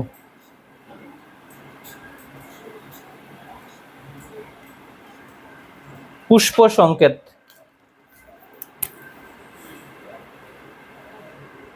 পুষ্প সংকেত। ভাই এই পুষ্প সংকেত কাকে বলে? পুষ্প সংকেত হচ্ছে ভাই পুষ্পের লিঙ্গ, বিভিন্ন স্তবক, প্রত্যেক স্তবকের সদস্য সংখ্যা, সমসংযুক্তি, অসমসংযুক্তি, মঞ্জুরিপত্রের উপস্থিতি, অনুপস্থিতি ইত্যাদি যে সংকেতের সাহায্যে প্রকাশ করা হয় তাকেই বলা হয় পুষ্প সংকেত। আসো আমরা পুষ্প সংকেতটা দেখি। এদের পুষ্প সংকেত প্রথমে কি থাকবে? মঞ্জুরিপত্র। এই মঞ্জুরিপত্রকে, মঞ্জুরিপত্র দেখো, মঞ্জুরিপত্র, পত্র, পরে উপমঞ্জুরিপত্র, উপমঞ্জুরিপত্র, এগুলোকে সংক্ষেপে লেখা হয়। মঞ্জুরিপত্রকে বলা হয় মপ, উপমঞ্জুরিপত্রকে বলা হয় উমপ। ঠিক আছে, সংক্ষেপে লেখা হয়। তাহলে দেখো আমরা দিয়ে দিই মঞ্জুরিপত্র, মপ। বুঝিও, হ্যাঁ, প্রথমে মঞ্জুরিপত্র, আর একটু ভেতরে কি থাকবে? উপমঞ্জুরিপত্র, উপমঞ্জুরিপত্র। ঠিক আছে, পরে এদের আমরা সমসংযোগ নিয়ে আলোচনা করব। এরা হচ্ছে কি? সমসংযোগ, সরি, প্রতিসম নিয়ে আলোচনা করব। প্রতিসম, প্রতিসম হচ্ছে কি? এরা এক প্রতিসম পুষ্প পাই। প্রতিসম কি? পুষ্পকে তুমি মাঝ বরাবর কাটবা, যদি কাটার পর যদি একের সমান অংশ যদি একবার পাও, দুইটা সমান অংশ, তাহলে বলবো এক প্রতিসম পুষ্প। যদি পুষ্পকে মাঝ বরাবর কাটার পর সমান সমান অংশ একাধিকবার পাও তাহলে বলবা কি এটা বহু প্রতিসম পুষ্প। এরা হচ্ছে পোয়াসিয়া গোত্র, হচ্ছে মূলত কি ভাই এক প্রতিসম পুষ্প। ঠিক আছে, এটা হচ্ছে এক প্রতিসম পুষ্পের সাইনটা। ঠিক আছে, ওই যেভাবে যোগ চিহ্নের মতো, তবে যোগ চিহ্ন না, অনেকটা ক্রুশ চিহ্নের মতো। ঠিক আছে, এমন। পরে আমরা এদের কি দিব, এদের লিঙ্গটা দিব, এরা হচ্ছে উভলিঙ্গ। উভলিঙ্গ সাইনটা কেমন ভাই, উভলিঙ্গ সাইনটা হচ্ছে এই যেমন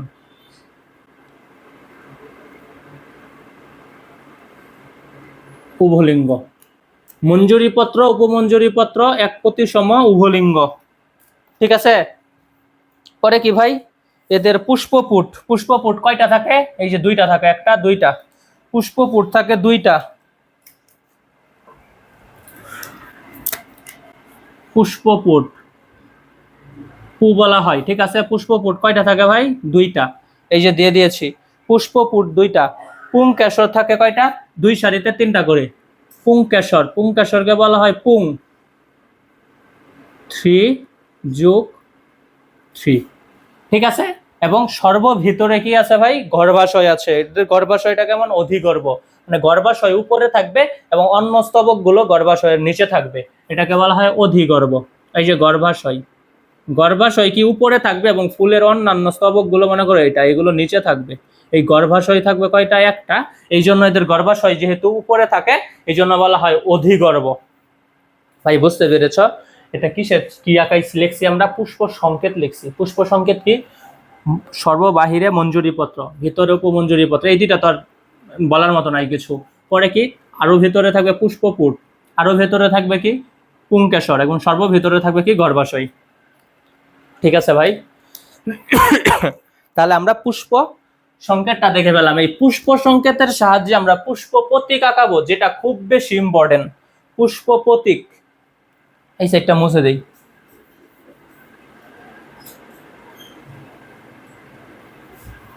পুষ্প প্রতীক, পুষ্প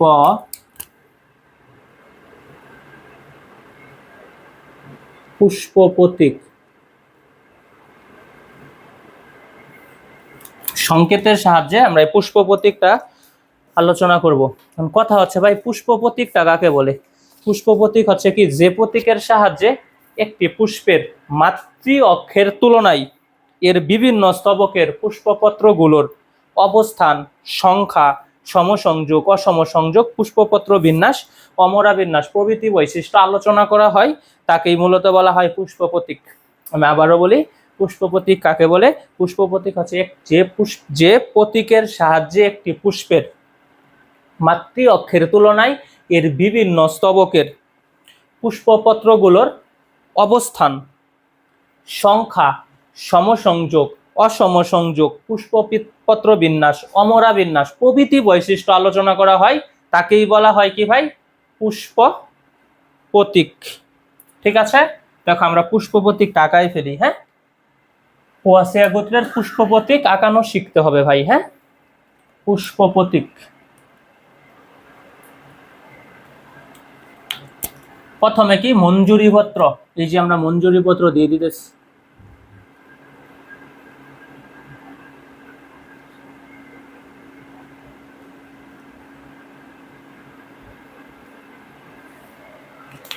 হয় নাই ভালো,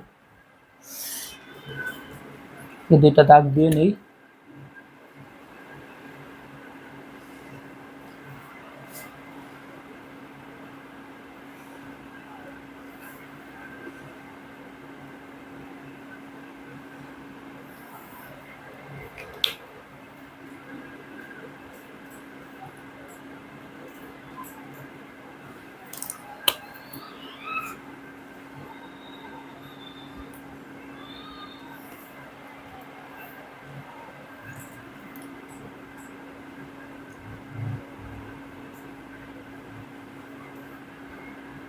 এটা কি দিলাম আমরা, মঞ্জুরি পত্র। এই মঞ্জুরি পত্রের ভেতরে কি থাকবে, উপমঞ্জুরি পত্র। ঠিক আছে, এটার ভেতরে ভেতরে থাকবে কি ভাই, উপমঞ্জুরি পত্র। একটু বোল্ড করে দিতে হবে এইগুলো।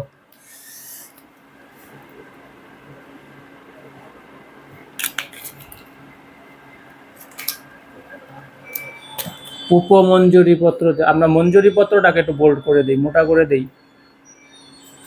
মঞ্জুরি পত্র,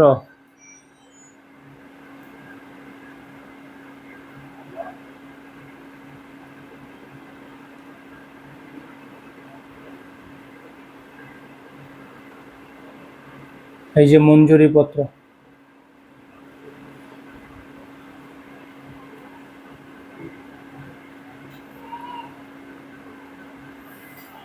ঠিক আছে, মঞ্জুরি পত্র। পরে কি দিব, থাকে কি উপমঞ্জুরি পত্র। এই দেখো আমরা উপমঞ্জুরি পত্র দিলাম।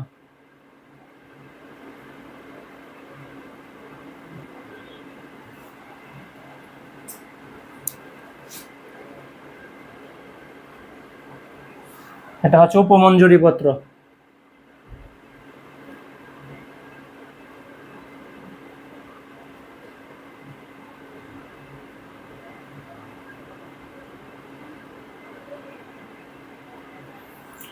পরে কি থাকবে ভাই, এক প্রতি সম উভলিঙ্গ, এটা তো বোঝানো যাবে না। পরে দিব আমরা পুষ্পপুট। পুষ্পপুট কয়টা থাকে, দুইটা থাকে।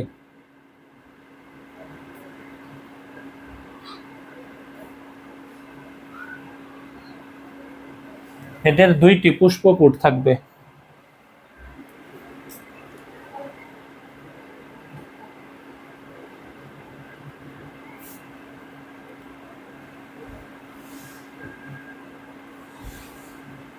এই যে পুষ্পপুট দিয়ে দিয়েছি আমরা।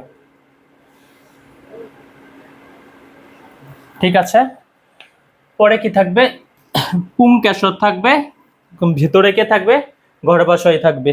ঠিক আছে, আমরা গর্ভাশয় দিয়ে দিই আগে।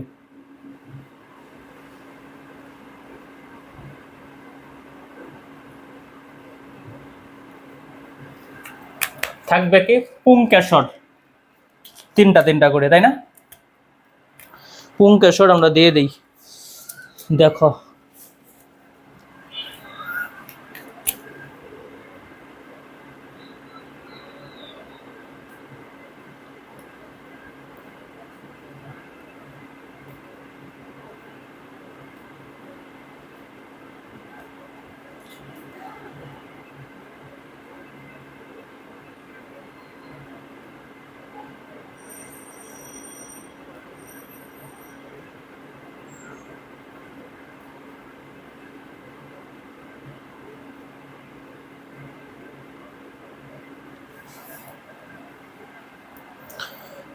আরো তিনটা দিতে হবে।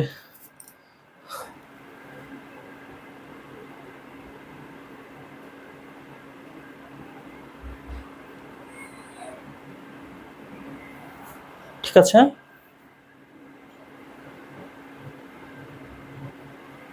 আমরা দিয়ে দিয়েছি। এগুলো একটু সুন্দর করে দিই।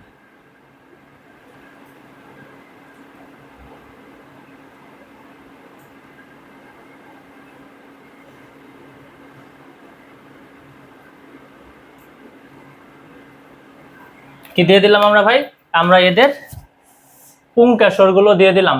আবার লিখি, হ্যাঁ, এদের এটা কি ভাই, সর্ববাহিরের যেটা স্তরটা সেটা হচ্ছে কি মঞ্জুরি পত্র। মঞ্জুরি পত্র, এদের মঞ্জুরি পত্রকে লেমা বলা হয়। এটা হচ্ছে মঞ্জুরি পত্র। মঞ্জুরি, মঞ্জুরি পত্র, মঞ্জুরি পত্রকে কি বলা হয়, লেমা।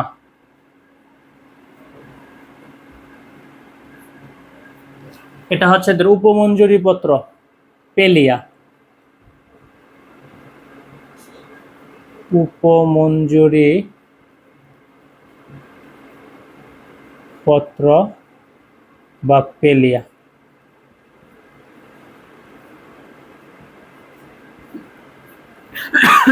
সরি ভাই, এই মঞ্জুরি পত্রকে কেন লেমা বলা হলো, উপমঞ্জুরি পত্রকে কেন পেলিয়া বলা হলো ভাই, এই মঞ্জুরি পত্রের পরিবর্তিত পত্রটাই হচ্ছে লেমা। মঞ্জুরি পত্রের পরিবর্তিত পত্র হচ্ছে কি লেমা। মঞ্জুরি পত্র কি পাতা না, পাতার ন্যায় অঙ্গ না, এই লেমা হচ্ছে ভাই পাতার ন্যায় অঙ্গ। এটা কি করবে, পুষ্পটাকে ঘিরে রাখবে। ঠিক আছে, পুষ্পটাকে কি করবে, ঘিরে রাখবে, এটা মূলত বড়। আর এই পেলিয়াটা ছোট, এটা কি বাইরের দিক থেকে ঘিরে রাখবে। ঠিক আছে, এই কথাগুলো বইয়ে নাই, একটু জেনে রাখবা। হ্যাঁ, এটা পুষ্পকে কি করবে, বাহির থেকে ঘিরে রাখবে, বাহির থেকে ঘিরে রাখবে। ঠিক আছে, এটা কেমন ভাই, এটা হচ্ছে ভাই বড়, পাতার মতো, পাতার নেই। ঠিক আছে, এই জন্য এটাকে বলা হচ্ছে ল্যামা। আর এই ল্যামার বিপরীত সাইডে কে থাকবে, থাকবে হচ্ছে এই পেলিয়া, উপমঞ্জুরি পত্র। এই উপমঞ্জুরি পত্রের পরিবর্তিত পত্রটাই হচ্ছে ভাই পেলিয়া। এটা এই ল্যামার অপোজিটে থাকবে, বিপরীতে থাকবে। এটা কেমন ছোট, এটাও কি করবে, পুষ্পটাকে ভেতর থেকে ঘিরে রাখবে। এটা পুষ্পকে কি করবে, ভেতর থেকে ঘিরে রাখবে, ভেতর থেকে ঘিরে রাখবে। ঠিক আছে, এটা কেমন ভাই, এটা ছোট, এটা লেমার অপোজিটে থাকবে। ঠিক আছে, লেমার বিপরীতে।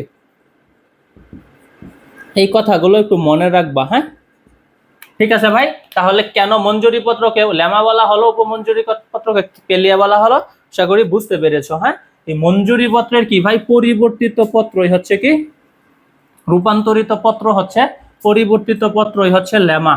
এটা কি হবে, বড়, পুষ্পটাকে ঘিরে রাখবে বাহির থেকে। আর মঞ্জুরি উপমঞ্জুরি পত্র কি, পরিবর্তিত বা রূপান্তরিত পত্র হচ্ছে পেলিয়া, যেটা কি করবে, পুষ্পকে বাহির ভেতর থেকে ঘিরে রাখবে এবং এটা ছোট। ঠিক আছে ভাই, পরে এদের কি আছে, পুষ্পপুট আছে। এই যেটা হচ্ছে এদের পুষ্পপুট, পুষ্পপুট। এই পুষ্পপুটকে কি বলা হয় ভাই, পুষ্পপুট। পুষ্পপুট হচ্ছে বৃতি আর দল দেখতে একই রকম। হ্যাঁ, কিন্তু এই ধানের পুষ্পপুটকে কি বলা হয় ভাই, লডিকিউল বলা হয়। কেন, কারণ এই পুষ্পপুট ভাই ফুল ফোটাতে সাহায্য করে, লডিকিউল মনে রাখবা। হ্যাঁ, ধানের পুষ্পপুট হচ্ছে লডিকিউল, লডিকিউল ফুল ফোটাতে সাহায্য করে। ঠিক আছে, তাহলে আর কি থাকবে ভাই, থাকলো হইলো কি পুংকেশর এবং গর্ভাশয়। তাই তো, আচ্ছা দিয়ে ফেলি, পুংকেশর এবং গর্ভাশয়, গর্ভাশয়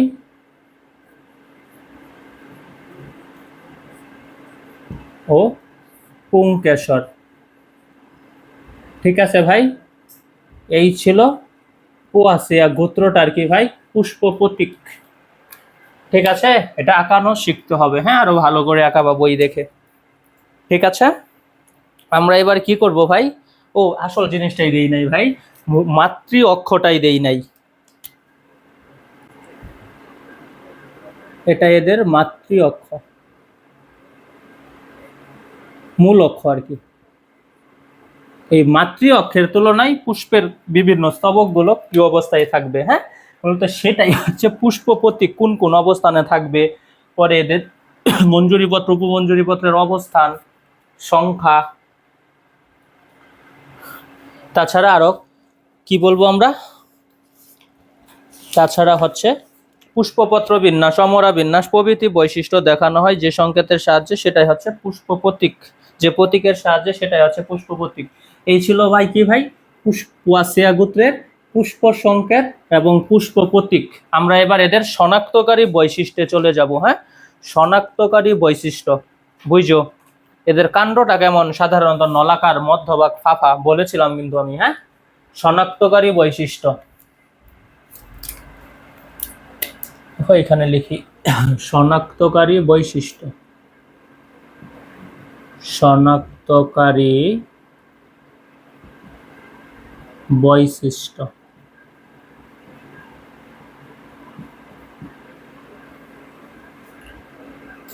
এদের কাণ্ডটা কেমন, কাণ্ড কিন্তু নলাকার। ঠিক আছে, কিভাবে আঁকাইছিলাম ভাই, কিভাবে আঁকাইছিলাম, এই যে এইভাবে আঁকাইছিলাম কিন্তু।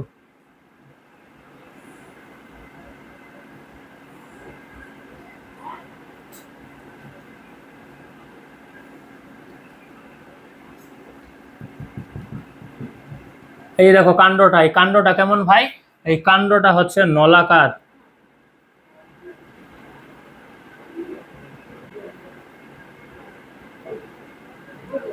এদের কাণ্ডটা কেমন, কাণ্ডটা হচ্ছে কি ভাই নলাকার, মধ্যভাগ কেমন, ফাঁপা। লিখি, কাণ্ড শনাক্তকারী বৈশিষ্ট্য খুব বেশি ইম্পর্টেন্ট বুঝিও। কাণ্ড নলাকার,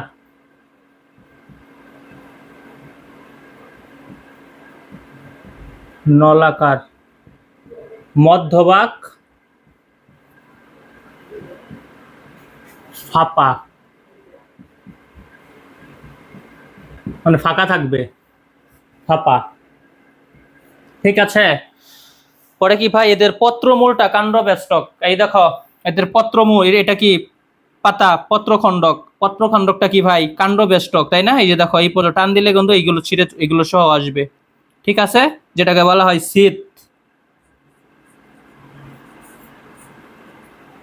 শীত। আর এটা কি ভাই, এটা হচ্ছে পত্রখণ্ড, মানে পাতার প্রধান অংশ। এটা হচ্ছে, এটা কি লিগিউল, লিগিউল। এগুলো আগে লিখে দিয়েছিলাম, কিন্তু চিত্রটা আঁকাইছিলাম। ঠিক আছে, আর এটা হচ্ছে শীত। শীত কি করে, পত্রখণ্ড, সরি, শীত এবং পত্রখণ্ড কি করে যেখানে সংযুক্ত হয় সেই অংশটা হচ্ছে লিগিউল। ঠিক আছে, ওকে। দেখো কাণ্ড সাধারণত নলাকার, কাণ্ড নলাকার, সাধারণত মধ্যভাগ কেমন ফাঁপা। এদের কি থাকবে, পত্রমূল কাণ্ড বেষ্টক এবং পাতা লিগিউল বিশিষ্ট। পত্রমূল কাণ্ড বেষ্টক, পাতা লিগিউল বিশিষ্ট। পত্রমূল কাণ্ড বেষ্টক, যেটাকে শীত বলা হয়। আর পাতা কেমন, পাতা লিগিউল বিশিষ্ট, লিগিউল বিশিষ্ট।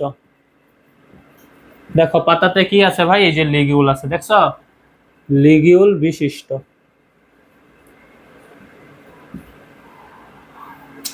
ঠিক আছে ভাই, ওকে।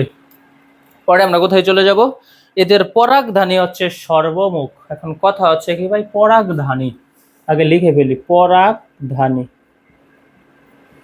পরাগধানী কোথায় পাওয়া যায়, পরাগধানী হচ্ছে কি ভাই পুংস্তবকের একটা অংশ। পরাগধানীটা সর্বমুখ, মানে হালকা বাতাস আসলেই নাড়াচড়া করতে পারবে, বলে দিব। হ্যাঁ, দেখো আমরা কি আঁকাই, একটা পুংকেশর আঁকাই, তাই না?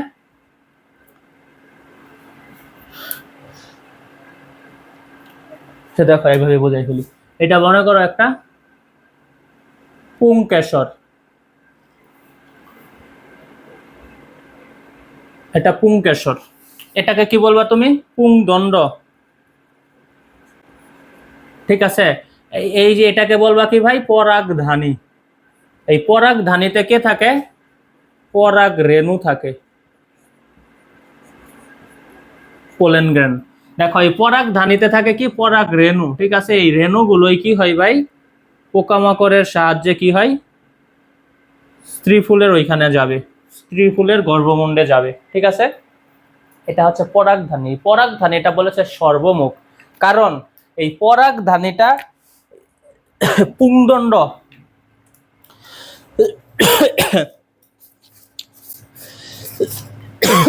সরি ভাই, দেখো পরাগধানীর পৃষ্ঠদেশের মধ্যবর্তী স্থানে সূক্ষ্ম বিন্দুতে পুংদণ্ডটা যুক্ত থাকবে। মনে করো আমরা একটা পরাগধানী আঁকাইলাম,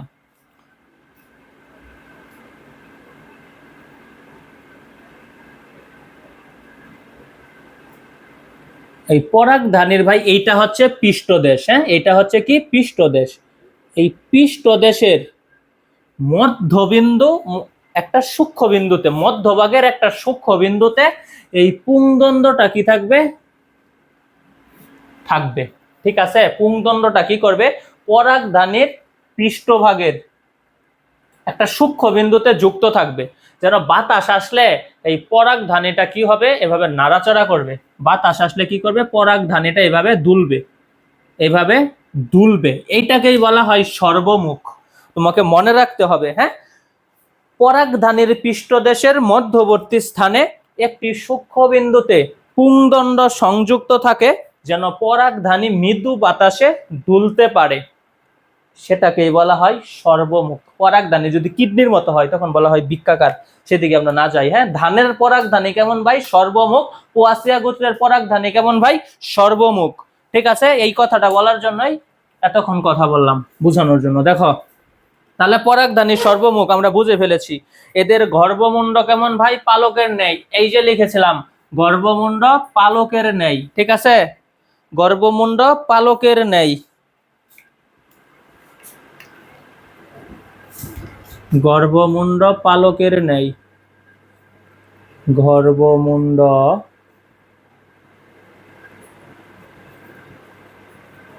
পালকের ন্যায়, পালকের ন্যায়। গর্ভমুণ্ডটা কেমন ভাই? পালকের ন্যায়। এই যে দিয়েছিলাম পালকের ন্যায়, ঠিক আছে? পাখির কথাটা না বলি, গর্ভমুণ্ড হচ্ছে পালকের ন্যায়।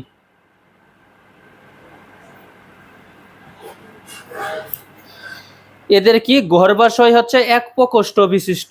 গর্ভাশয় হচ্ছে কি ভাই? এক প্রকোষ্ঠ বিশিষ্ট। কথাটাকে লিখে ফেলি, গর্ভাশয় এক প্রকোষ্ঠ বিশিষ্ট। এই যে গর্ভাশয় শ্রীকেশ্বর, এটা কি এক প্রকোষ্ঠ বিশিষ্ট?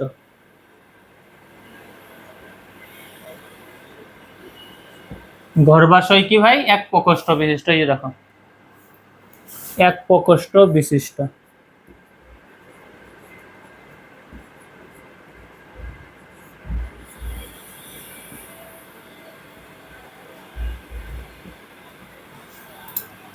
অমরাবিন্যাস বলেছে কি ভাই? মূলীয় বা ভেসাল। এই অমরাবিন্যাসটা আবার কি ভাই? অমরাবিন্যাস হচ্ছে গর্ভাশয়ের ভেতরে যে টিস্যু থেকে ডিম্বক সৃষ্টি হয় সেই টিস্যুটাকে বলা হয় অমরা। আর গর্ভাশয়ের ভেতরে অমরার যে বিন্যাস সেটাই হচ্ছে অমরা বিন্যাস। ভাই অমরা কি? গর্ভাশয়ের ভেতর যে টিস্যু থেকে ডিম্বক সৃষ্টি হয় সেটাই হচ্ছে অমরা বিন্যাস। আর গর্ভাশয়ের ভেতরে যে অমরার বিন্যাসটা সেটাই হচ্ছে ভাই অমরা বিন্যাস বা প্লাসেন্টেশন, ঠিক আছে? এদের অমরা বিন্যাসটা কেমন? অমরা বিন্যাস হচ্ছে কি মূলীয়, কারণ অমরা গর্ভাশয়ের কি থাকবে? গোড়াতে থাকবে। অমরা গর্ভাশয়ের গোড়াতে থাকবে। আসলে আমি আগে কথাটাকে লিখে ফেলি, হ্যাঁ? অমরা বিন্যাস, অমরা বিন্যাস মূলীয়। সিরিয়াল হয়ে আসতেছে কিভাবে? অমরা বিন্যাস,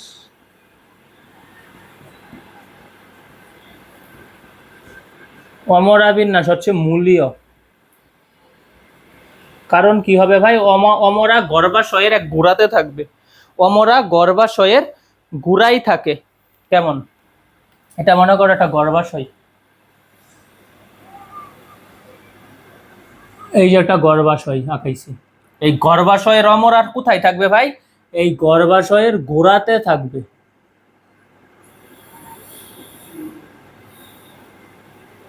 এই যে গর্ভাশয়ের গোড়াতে আছে,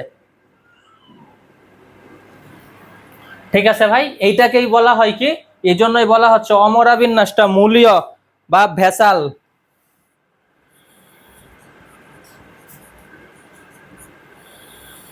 আশা করি তোমরা বুঝতে পেরেছো। অমরা কোথায় থাকবে ভাই? গর্ভাশয়ের গোড়ায় থাকবে। আর অমরা কি? এটা এক প্রকোষ্ঠ বিশিষ্ট। অমরা এক প্রকোষ্ঠ বিশিষ্ট গর্ভাশয়ের গোড়ায় থাকে, ঠিক আছে? সূর্যমুখী, ত্রিধারা, ধান এই গোত্রে পড়বে। এই এই অমরা বিন্যাসটা এমন হবে, ঠিক আছে? ত্রিধারা, সূর্যমুখী, ধানের অমরা বিন্যাসটা হবে ভেসাল বা মূলীয়। আশা করি তোমরা বুঝতে পেরেছো। আমরা এবার এদের পুষ্প বিন্যাসে যাই। এটা কিন্তু বলেই দিয়েছি, এটাই তো, এটা নিয়ে তো কথা বলেছিলাম, স্পাইকলেট। পুষ্প বিন্যাস কেমন ভাই? স্পাইকলেট, পুষ্প বিন্যাস স্পাইকলেট অর্থাৎ কি ভাই? মঞ্জুরি দণ্ড সংক্ষিপ্ত। পুষ্প বিন্যাস স্পাইকলেট, স্পাইকলেট, স্পাইকলেট মানে মঞ্জুরি দণ্ড সংক্ষিপ্ত। আর সাথে হচ্ছে ফল কি? ফল হচ্ছে ক্যারিওপসিস। ফল ক্যারিওপসিস মানে ফলতক ও বীজতক একসাথে যুক্ত থাকবে। ক্যারিওপসিস।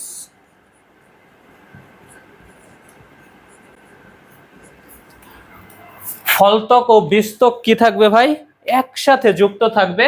এই জন্যই ফলটা হচ্ছে মূলত ক্যারিওপসিস, ঠিক আছে? ফলতক ও বীজতক একসাথে যুক্ত থাকলে সেটাকেই বলা হয় ক্যারিওপসিস। আর একটি মাত্র বীজযুক্ত, বলেছে ফল এক প্রকোষ্ঠ বিশিষ্ট এবং একটি মাত্র বীজযুক্ত, ফলত্বক ও বীজত্বক পরস্পর সংলগ্ন থাকে, এটাই হচ্ছে মূলত ক্যারিওপসিস। একটি মাত্র কি থাকবে? বীজযুক্ত থাকবে। ফল এক প্রকোষ্ঠ বিশিষ্ট, একটি মাত্র বীজযুক্ত এবং ফলত্বক ও বীজত্বক একসাথে সংলগ্ন থাকবে। ধানের ক্ষেত্রে একটু খেয়াল করে দেখিও, হ্যাঁ, ধানের ফলত্বক বীজত্বক কি হয়? একসাথে যুক্ত থাকে। ঠিক আছে ভাই, এই ছিল পোয়াসিয়া গোত্রের শনাক্তকারী বৈশিষ্ট্য। মানে এই বৈশিষ্ট্যগুলোর উপর ভিত্তি করে আমরা বলতে পারবো এটা পোয়াসিয়া গোত্রের উদ্ভিদ। যেমন ধান, গম, ভুট্টা, আখ, আরো আছে, ঘাস আছে, বিভিন্ন ধরনের পড়বো সব আমরা। বলো, বুঝতে পেরেছ? কাণ্ড নলাকার, মধ্যভাগ ফাঁপা, বুঝিয়ে দিয়েছি। পত্রমূল কাণ্ড বেষ্টক, পাতা লিগিউল বিশিষ্ট, চিত্রটা কিন্তু দেখাইছি। পরাগধানীর সর্বমুখ, কেন? কারণ কি পুংদণ্ডটা পরাগধানীর পৃষ্ঠদেশের মধ্যবর্তী স্থানের একটা সূক্ষ্ম বিন্দুতে যুক্ত থাকবে, যেন মৃদু বাতাসে, হালকা বাতাসে পরাগধানী এদিক ওদিক দুলতে পারে, এই জন্য বলছে পরাগধানীর সর্বমুখ। গর্ভমুণ্ড পালকের নেই, এই যে দেখো গর্ভমুণ্ড পালকের নেই। গর্ভাশয় এক প্রকোষ্ঠ বিশিষ্ট, এই যে গর্ভাশয় প্রকোষ্ঠ একটা।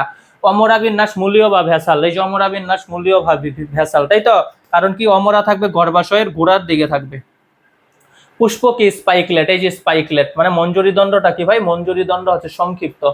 পরে কি? ফল ক্যারিওপসিস, ফলত্বক ও বীজত্বক একসাথে সংলগ্ন থাকবে। ঠিক আছে, ফল এক প্রকোষ্ঠ বিশিষ্ট এবং একটি মাত্র বীজযুক্ত। এই ছিল কি পোয়াসিয়া গোত্রের শনাক্তকারী বৈশিষ্ট্য।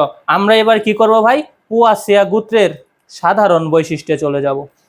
মানে এদের আর কি কি বৈশিষ্ট্য আছে, এই এই 8টা বৈশিষ্ট্যই হচ্ছে শনাক্তকারী বৈশিষ্ট্য। এগুলোর উপর ভিত্তি করে আমরা এদের শনাক্ত করতে পারবো। হ্যাঁ, তাহলে কি করব? এখন সব মুছে দেই, আমরা সাধারণ বৈশিষ্ট্যে চলে যাই।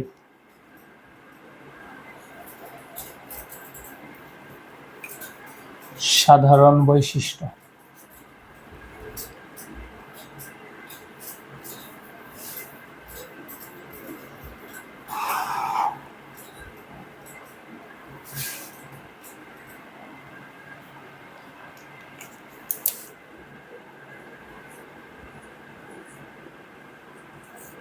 দেখো, সাধারণ বৈশিষ্ট্য, এরা কি বর্ষজীবী বা বহু বর্ষজীবী, বিরুৎ মানে অকাষ্ঠল, কিছু বিক্ষোভিত মানে বাঁশের মতো। সাধারণ বৈশিষ্ট্য, সাধারণ বৈশিষ্ট্য। হ্যাঁ ভাই, এই সাধারণ বৈশিষ্ট্য থেকে কিন্তু এই শনাক্তকারী বৈশিষ্ট্য খুব বেশি ইম্পর্টেন্ট, 5 স্টার। এটা সাধারণ বৈশিষ্ট্য।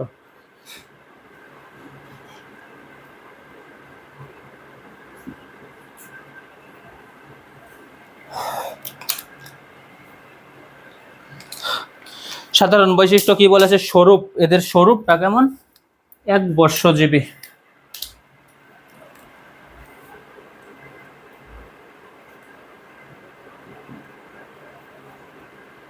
স্বরূপ কেমন এরা ভাই? এক বর্ষজীবী, বর্ষজীবী বা বহু বর্ষজীবী, বিরুৎ বর্ষজীবী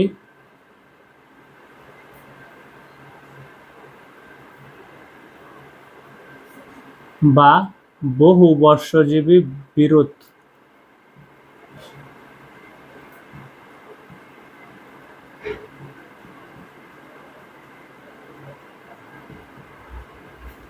বিরুৎ। পরে কি বলেছে?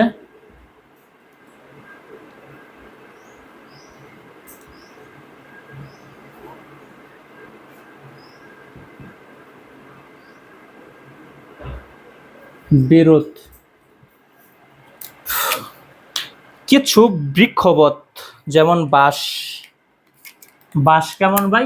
বৃক্ষবত।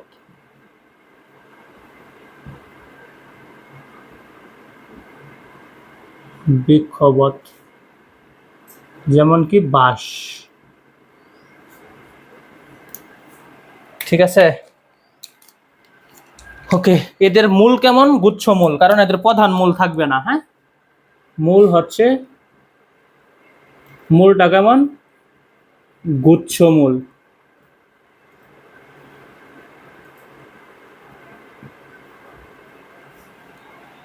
এদের কাণ্ড নলাকার, মধ্যভাগ ফাঁপা। কাণ্ড নলাকার, কাণ্ড নলাকার, মধ্যভাগ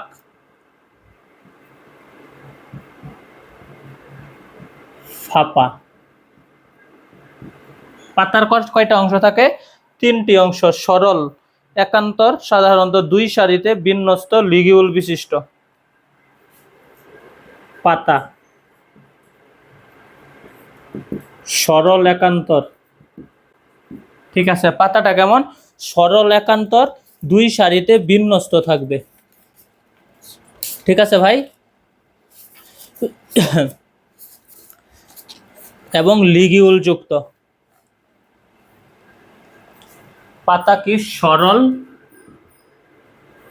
একান্তর,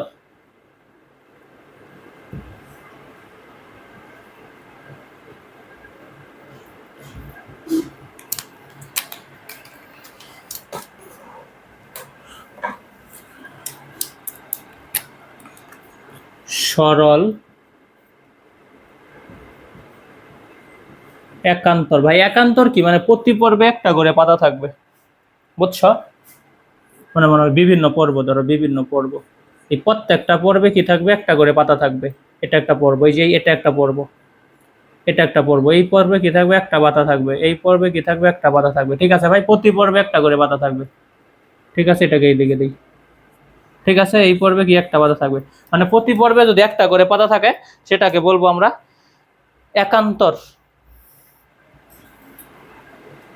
এদের পাতা কেমন? সরল একান্তর এবং লিগিউল যুক্ত, এবং লিগিউল যুক্ত।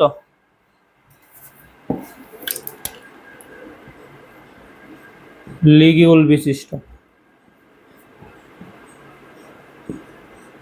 লিগিউল বিশিষ্ট। কারণ কি? পত্রখণ্ড ও শীত একসাথে যুক্ত হয়ে লিগিউলটা গঠন করে।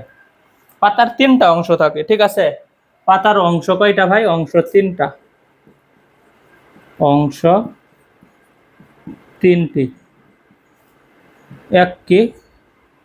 পত্র ফলক, মানে পাতার পৃষ্ঠ। পরে লিগিউল,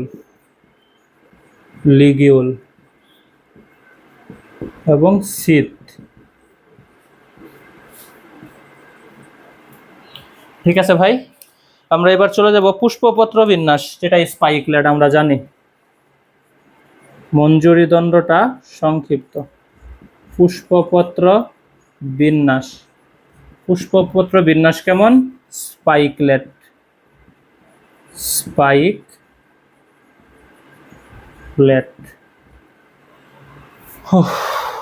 এদের পুষ্প, ঘাসগোত্রের পুষ্পকে পুষ্পিকা নামে ডাকা হয়।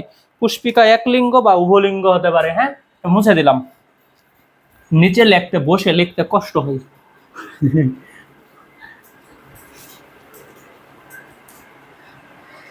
পুষ্প,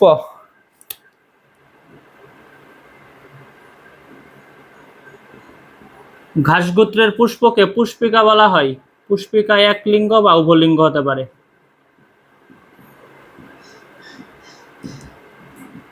পুষ্পকে পুষ্পিকা বলা হয়।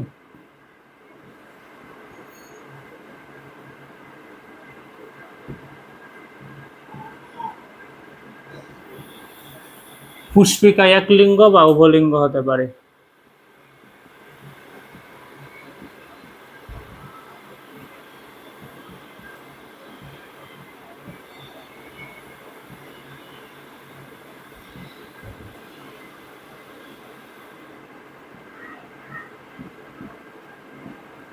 হতে পারে, ঠিক আছে।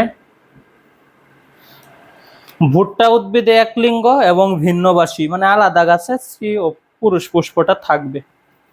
আর জিজানিয়া, যেটা ধান গাছের মতো দেখতে, তবে ধান না, এই জিজানিয়াতে হবে একলিঙ্গ এবং সহবাসী। ভুট্টা উদ্ভিদে কি একলিঙ্গ? ধানের ক্ষেত্রে তো দেখলাম আমরা উভলিঙ্গ, তাই তো। পোয়াসিয়া গোত্রের বৈশিষ্ট্যটা আমরা দেখেছিলাম, পুষ্প উভলিঙ্গ। দেখো, ভুট্টা উদ্ভিদে কি হয়? একলিঙ্গ। 2টা কথা মনে রাখবা, ভুট্টা উদ্ভিদে একলিঙ্গ ভুট্টা উদ্ভিদে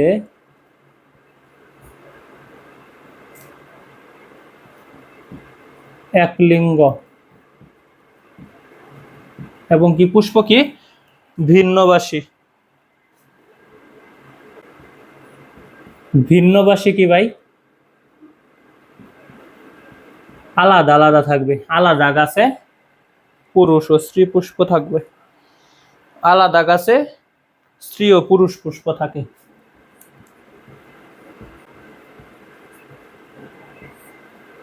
আলাদা গাছে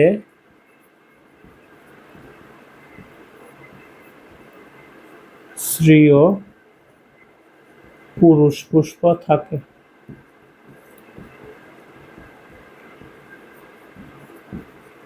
ঠিক আছে। আর জিজানিয়াতে কেমন? জিজানিয়াতেও এক লিঙ্গ।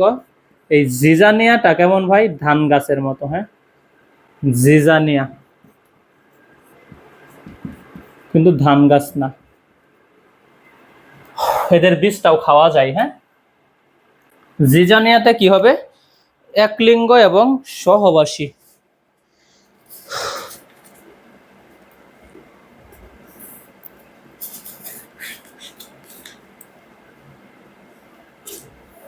একই গাছে স্ত্রী ও পুরুষ পুষ্প থাকবে।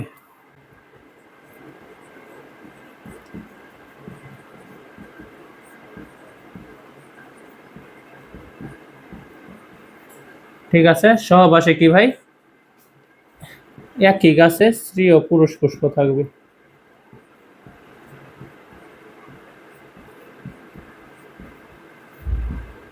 স্ত্রী ও পুরুষ পুষ্প থাকে। পুষ্প থাকে। ঠিক আছে ভাই, আমরা এবার এদের পুষ্পপুট দেখি। হ্যাঁ, সকল পুষ্পিকাতে পুষ্পপুট নেই।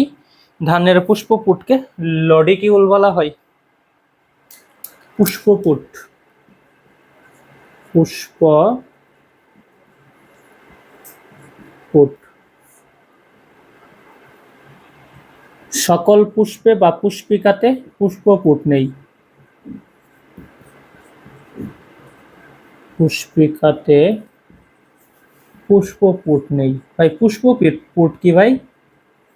বৃতি আর দল দেখতে একই রকম। পুষ্পপুট নেই। ধানের পুষ্পপুটকে কি বলা হয়? লডিকিউল। ধানের পুষ্পপুটকে পুষ্পপুটকে লডিকিউল বলে। লডিকিউল বলে। হ্যাঁ, কারণ কি? কেন বললো? কারণ ফুল ফুটাতে সাহায্য করে। হ্যাঁ, পুষ্পপুট ফুল ফুটতে সাহায্য করে ফোটাতে, এই জন্য এটাকে লডিকিউল বলা হয়। ঠিক আছে ভাই, আমরা এবার পুংকেশরে চলে যাব। পুংকেশর সাধারণত 3টা থাকে। ধান ও বাঁশে কয়টা থাকে? 6টা থাকে, 2টা সারিতে।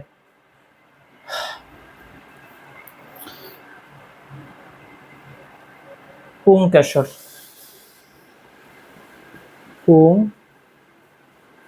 পুংকেশর সাধারণত কয়টা? 3টা। সাধারণত 3টি থাকে। তবে কি ধান ও বাঁশে 6টা থাকে 2 সারিতে। ধান ও বাঁশে পুংকেশর, ধান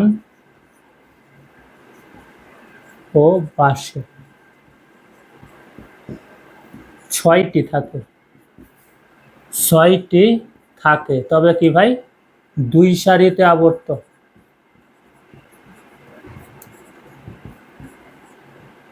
2 সারিতে আবর্ত। ঠিক আছে, মনে রাখতে হবে। এবং এদের কি পরাগধানী সর্বমুখ রেখাকার, লম্বালম্বি বিদীর্ণ। পরাগধানী, পরাগধানী, পরাগধানী কেমন? সর্বমুখ। বাতাসে এদিক ওদিক দুলতে পারবে। সর্বমুখ রেখাকার। আর এটা কি বলেছে? লম্বালম্বি বিদীর্ণ।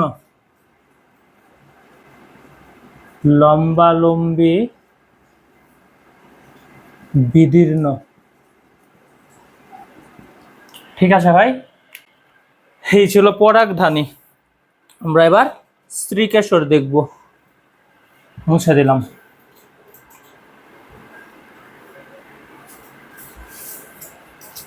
স্ত্রীকেশর,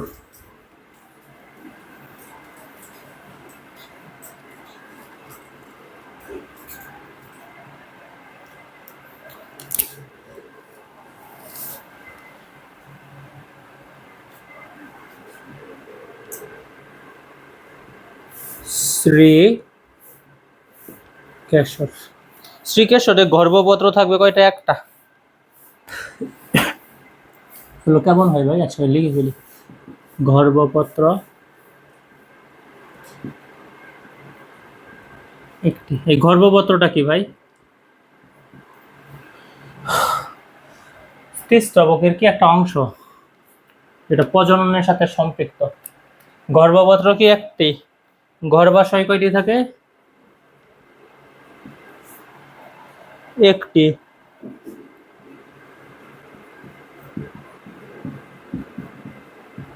এগুলো বুঝো।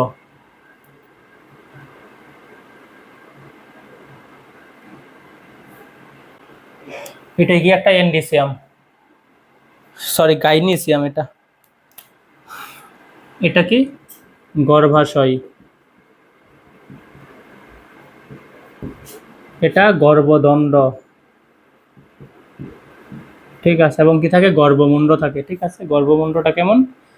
মনে করো সাধারণত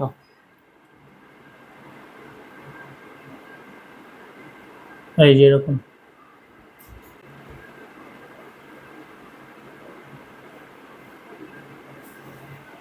গর্ভমুণ্ড, তাই না ভাই? এই যে এটাকে বলবো আমরা গর্ভমুণ্ড। ঠিক আছে, এদের গর্ভমুণ্ডটা কেমন? পালকের নেই।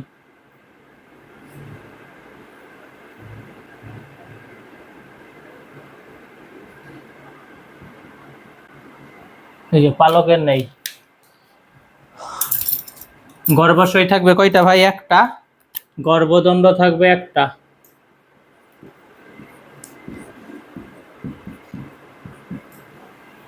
এবং গর্ভমুণ্ড থাকবে দুইটা।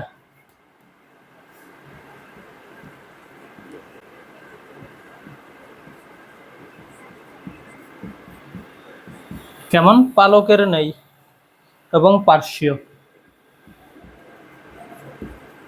পালকের নেই এবং পার্শ্বীয়।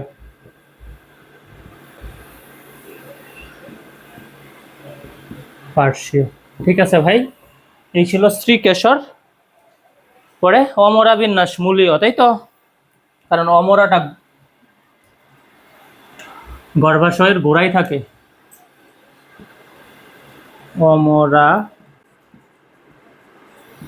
বিন্যাস। অমরা বিন্যাস কেমন? মূলীয়।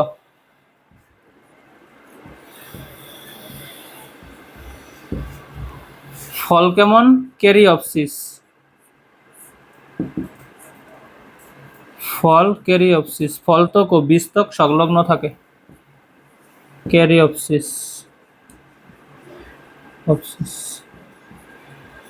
ঠিক আছে ভাই।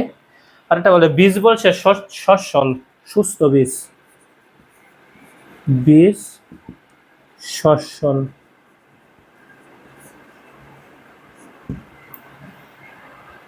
ভ্রূণ অতি ক্ষুদ্র এবং বীজের এক কোণায় অবস্থিত। ভ্রূণ কেমন? অতি ক্ষুদ্র। অতি ক্ষুদ্র এবং বীজের এক কোণায় অবস্থিত।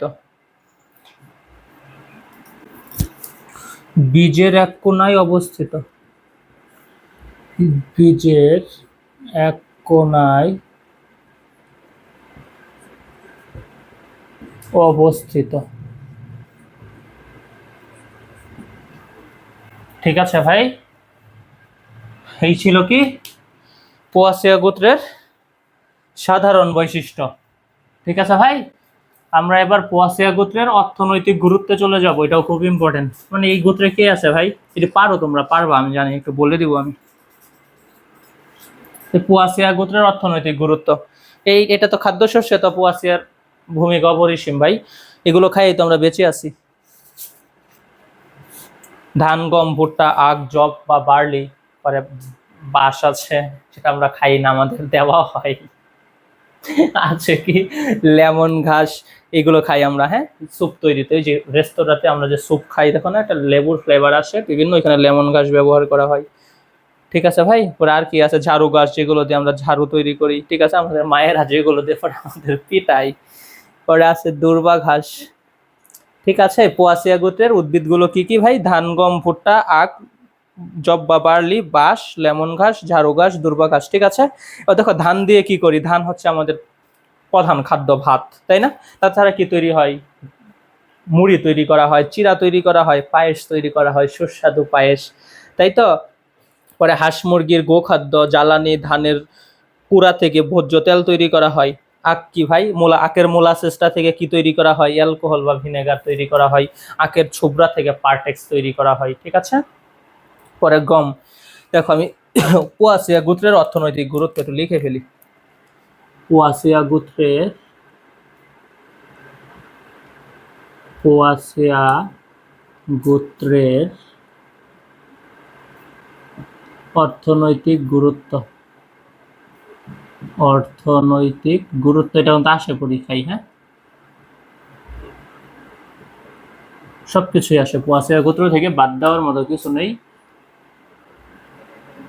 সাধারণ বৈশিষ্ট্যটা লিখিতে একটু কম আসে, কিন্তু শনাক্তকারী বৈশিষ্ট্য, পোয়াসিয়া গোত্রের পুষ্প প্রতীকটা, শনাক্তকারী বৈশিষ্ট্যটা, অর্থনৈতিক গুরুত্বটা, এই তিনটাও খুব ইম্পর্টেন্ট।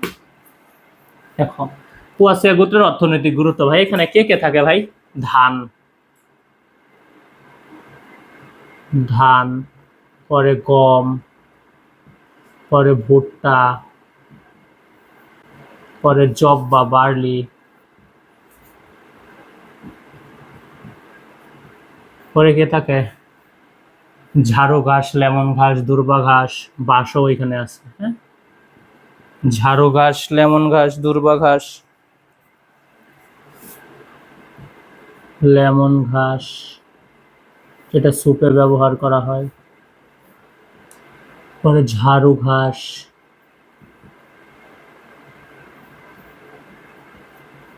পরে আছে দূর্বা ঘাস। এইগুলো হচ্ছে পোয়াসিয়া গোত্রের উদ্ভিদ। তো মনে রাখবা, উদ্দীপকে এগুলোই দেওয়া থাকবে। হ্যাঁ, পরে তোমাকে দেখে বুঝতে হবে এটা পোয়াসিয়া গোত্রের কথা বলছে। এদের কি ধান, ধানের বৈজ্ঞানিক নাম কি ভাই? অরাইজা সাতিভা বা স্যাটাইভা। ধান, বৈজ্ঞানিক নামগুলো শিখতে হবে। হ্যাঁ, ধান, নাহলে পরীক্ষায় আসবে, পরে পারবা না, পরে আমার কথা মনে হবে, বাসায় এসে কান্নাকাটি করবা পরে। ধান, ধান কি? ধানের বৈজ্ঞানিক নাম কি ভাই? অরাইজা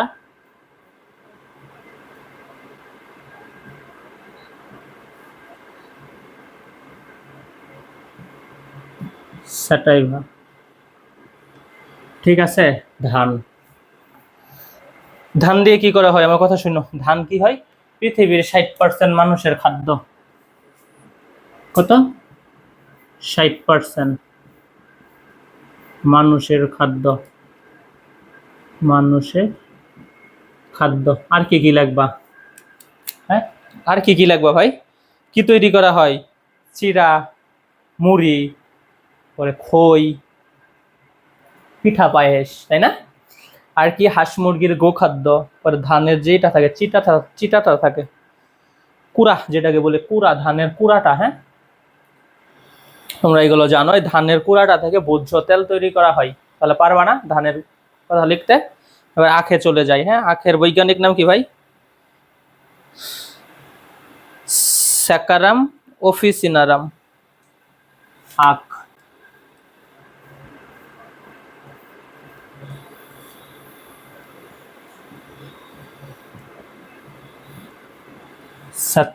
স্যাকারাম অফিসিনারাম।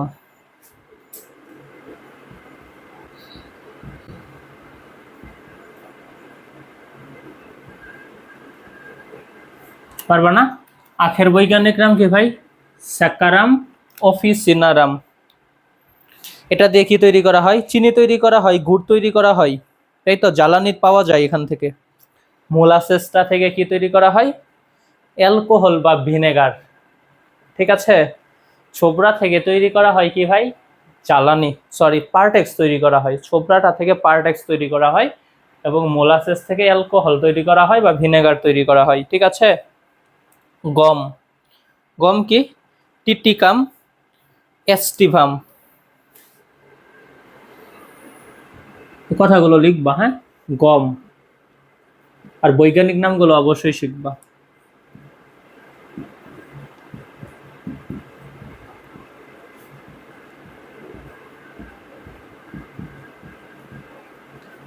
টিটিকাম এস্টিভাম, এটা দিয়ে কি তৈরি করা হয়? এটা কি ভুল রাখলাম? এর সাথে তো ই হয় মনে হয়। হ্যাঁ, এইএস। দেখো টিটিকাম এস্টিভাম মানে গম। এই গম দিয়ে কি তৈরি করা হয় ভাই বলো? আটা, সুজি, ময়দা, বিস্কিট, রুটি, গোখাদ্য, জ্বালানি। তাই না? এই কথাগুলো লিখবা। গম দিয়ে কি তৈরি করা হয়? এই অর্থনৈতিক গুরুত্ব কিন্তু অবহেলা করিও না, ইম্পর্টেন্ট আছে, একাধিক বোর্ডে আসছে একাধিকবার। গম কি? টিটিকাম এস্টিভাম। এটা দিয়ে কি করা হয় ভাই? গম দিয়ে কি তৈরি করা হয়? আটা তৈরি করা হয়, সুজি তৈরি করা হয়, ময়দা তৈরি করা হয়, বিস্কিট তৈরি করা হয়, রুটি তৈরি করা হয়, তাই না? গোখাদ্য এবং জ্বালানি হিসেবে ব্যবহার করা হয়। ভুট্টা, জিয়া মেইজ। ভুট্টা দিয়ে কি তৈরি হয় ভাই? পপকর্ন, খই, কর্নফ্লেক্স। সুস্বাদু খাবার। ভুট্টা, ভুট্টার বৈজ্ঞানিক নাম কি ভাই? বলো না? জিয়া মেইজ।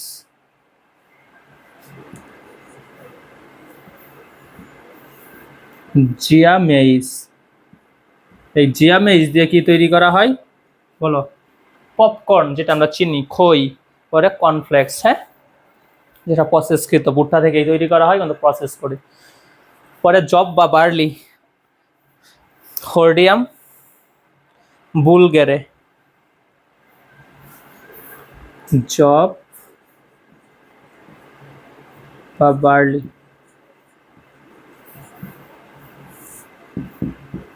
ঠিক আছে। জব বা বার্লি খাইছো না? বলতে পারবো না আর কি, ছোটবেলায় মনে খাইছো, হ্যাঁ, তোমাদের আম্মুরা, আমাদের মাইরা মেরা খাওয়াইতো ছোটবেলায় যখন কুলে ছিলাম। ঠিক আছে। এটার বৈজ্ঞানিক নাম কি ভাই? হোর্ডিয়াম বুলগেরে।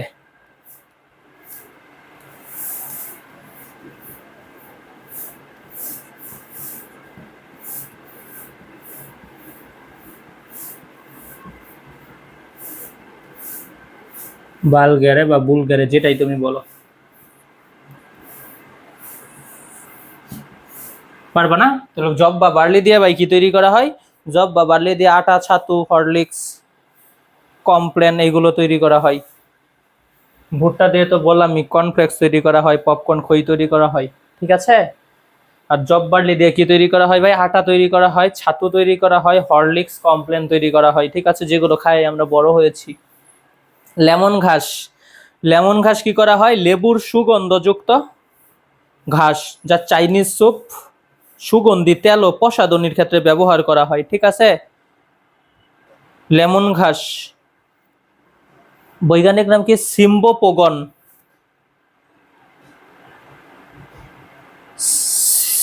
সিট্রাটাস। লেমন ঘাস দেখো লিখি, এইদিকে লিখি লেমন ঘাস, লেমন ঘাস।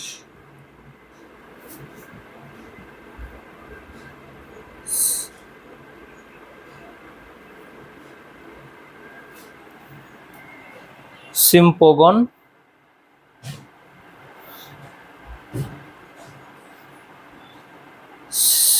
সিট্রাটাস।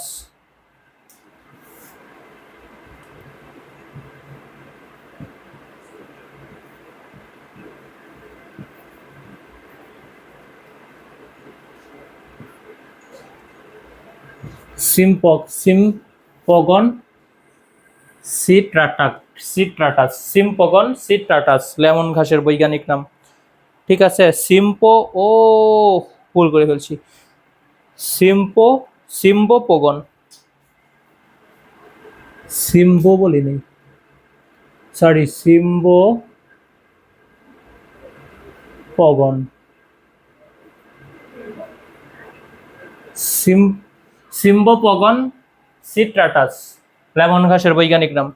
পরে আছে ঝাড়ু ঘাস, থাইসোনেলামা ম্যাক্সিমা, থাইস্যানোলেমা, ঝাড়ু ঘাস। ভাই এই লেমন ঘাস কি করা হয় ভাই? লেবুর গন্ধযুক্ত একটা ঘাস, যেটা চাইনিজ স্যুপ, সুগন্ধি তেল ও প্রসাধনীতে ব্যবহার করা হয়। ও আমরা এবার নলখাগড়াটা আগে দেখি।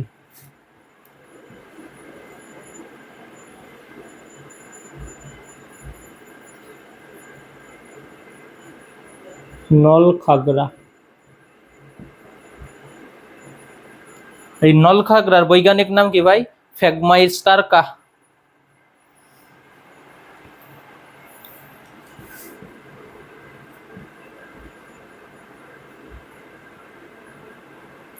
ফ্যাগমাইটস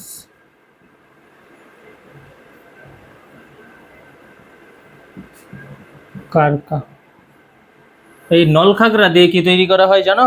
নলখাগড়া দিয়ে হচ্ছে কি, এটা কি জলে জন্মাবে কাগজের মন্ড তৈরি করা হয়। ঠিক আছে, এটা জলে জন্মাবে কাগজের মন্ড তৈরি করা হয়। কথাগুলো লিখবা।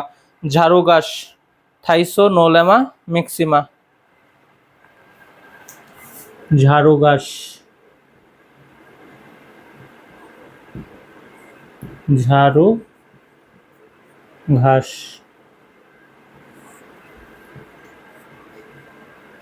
থাইসোনোলেমা,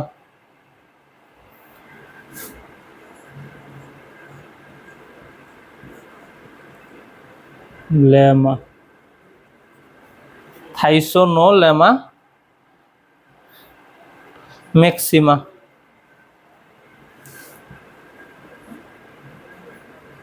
ম্যাক্সিমা। এই ঝাড়ু গাছ দিয়ে কি তৈরি করা হয়? ঝাড়ু তৈরি করা হয়, তাই তো? ঝাড়ুটার সাথে আমরা সবাই পরিচিত, তাই না? কারণ এটা আমাদের কপালে পড়ছে, শরীরে পড়ছে কোনোদিন, তাই তো? আমাদের মায়েরা দিছে। দেখো, থাইসোনোলেমা ম্যাক্সিমা, এটা পাহাড়ি এলাকায় জন্মাবে, ঝাড়ু তৈরি করা হয়, তাই তো? ঝাড়ু তৈরি করা হবে এবং পাহাড়ি এলাকায় জন্মাবে ঝাড়ু গাছ দিয়ে। দুর্বা ঘাস, সাইনোডন ড্যাকটাইলন, সাইনোডন ড্যাকটাইলন, দুর্বা ঘাস,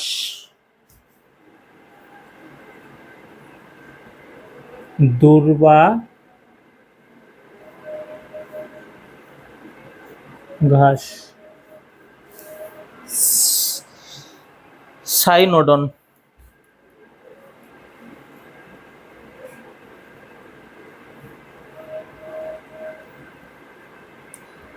ড্যাকটাইলন, ডিএসসি।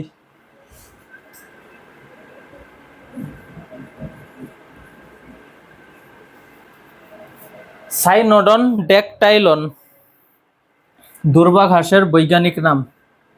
এই দুর্বা ঘাস দিয়ে কি করা হয় ভাই? এই দুর্বা ঘাস দিয়ে লন তৈরি করতে ব্যবহার করা হয়। তাছাড়া পশু খাদ্য, ঔষধি উদ্ভিদ, রক্তপাত বন্ধ ও ক্ষত নিরাময়ে ব্যবহার করা হয়। দুর্বা ঘাস দিয়ে কি করা হয়? লন তৈরি করা হয়। ঠিক আছে, ঔষধি উদ্ভিদ হিসেবেও কাজ করে এটা, পশু খাদ্য আমরা জানি। তাছাড়া কি করা হয় ভাই? তাছাড়া হচ্ছে রক্তপাত বন্ধ করার ক্ষেত্রেও এটা কাজ করে, রক্তপাত ও ক্ষত নিরাময়। ঠিক আছে, এই ছিল মূলত পুয়াসিয়া গোত্রের বিভিন্ন উদ্ভিদ, তাদের বৈজ্ঞানিক নাম এবং এদের অর্থনৈতিক গুরুত্বটা, মানে সবগুলোর ব্যবহার। ঠিক আছে, তাহলে আমরা একবীজপত্রী উদ্ভিদের গোত্র, পুয়াসিয়া গোত্র সবকিছু মোটামুটি পড়ে ফেলেছি, তাই না? কি কি পড়েছি আমরা আজকের ক্লাসে তাহলে ভাই? একবীজপত্রী উদ্ভিদের গোত্র মানে পোয়াসিয়া গোত্র, এটা আমাদের আজকে ক্লাসের টপিক ছিল। প্রথমে আমরা একবীজপত্রী উদ্ভিদ, তাদের শনাক্তকারী বৈশিষ্ট্য সম্পর্কে জানছি, তাই তো? তারপর আমরা পোয়াসিয়া গোত্রের পুষ্প প্রতীক, পুষ্প সংকেত, শনাক্তকারী বৈশিষ্ট্য, সাধারণ বৈশিষ্ট্য দেখেছি এবং সর্বশেষে পোয়াসিয়া গোত্রের অর্থনৈতিক গুরুত্ব দেখেছি। উদ্ভিদগুলোর বৈজ্ঞানিক নাম, কোন কোন উদ্ভিদ থাকে এবং তাদের ব্যবহার সম্পর্কে জেনেছি। ঠিক আছে ভাই, এই ছিল মূলত পোয়াসিয়া গোত্রের মোটামুটি সবকিছু, এর বাইরে আসলে তেমন কিছু নাই, তোমাদের আর পড়তেও হবে না। হ্যাঁ, আশা করি তোমরা আজকের ক্লাসটি বুঝতে পেরেছো। আজকের ক্লাসটি তোমরা মনোযোগ সহকারে করবা, পরীক্ষায় কিন্তু কমন আসবেই, 3-4 নম্বর শিওর আসবে, এমন আছে 10 নম্বরও কমন পড়ে যেতে পারে। ঠিক আছে ভাই, তাহলে থাকো, আজকের ক্লাসটি পর্যন্তই থাকুক। তোমরা সবাই ভালো থেকো, সুস্থ থেকো, ধন্যবাদ।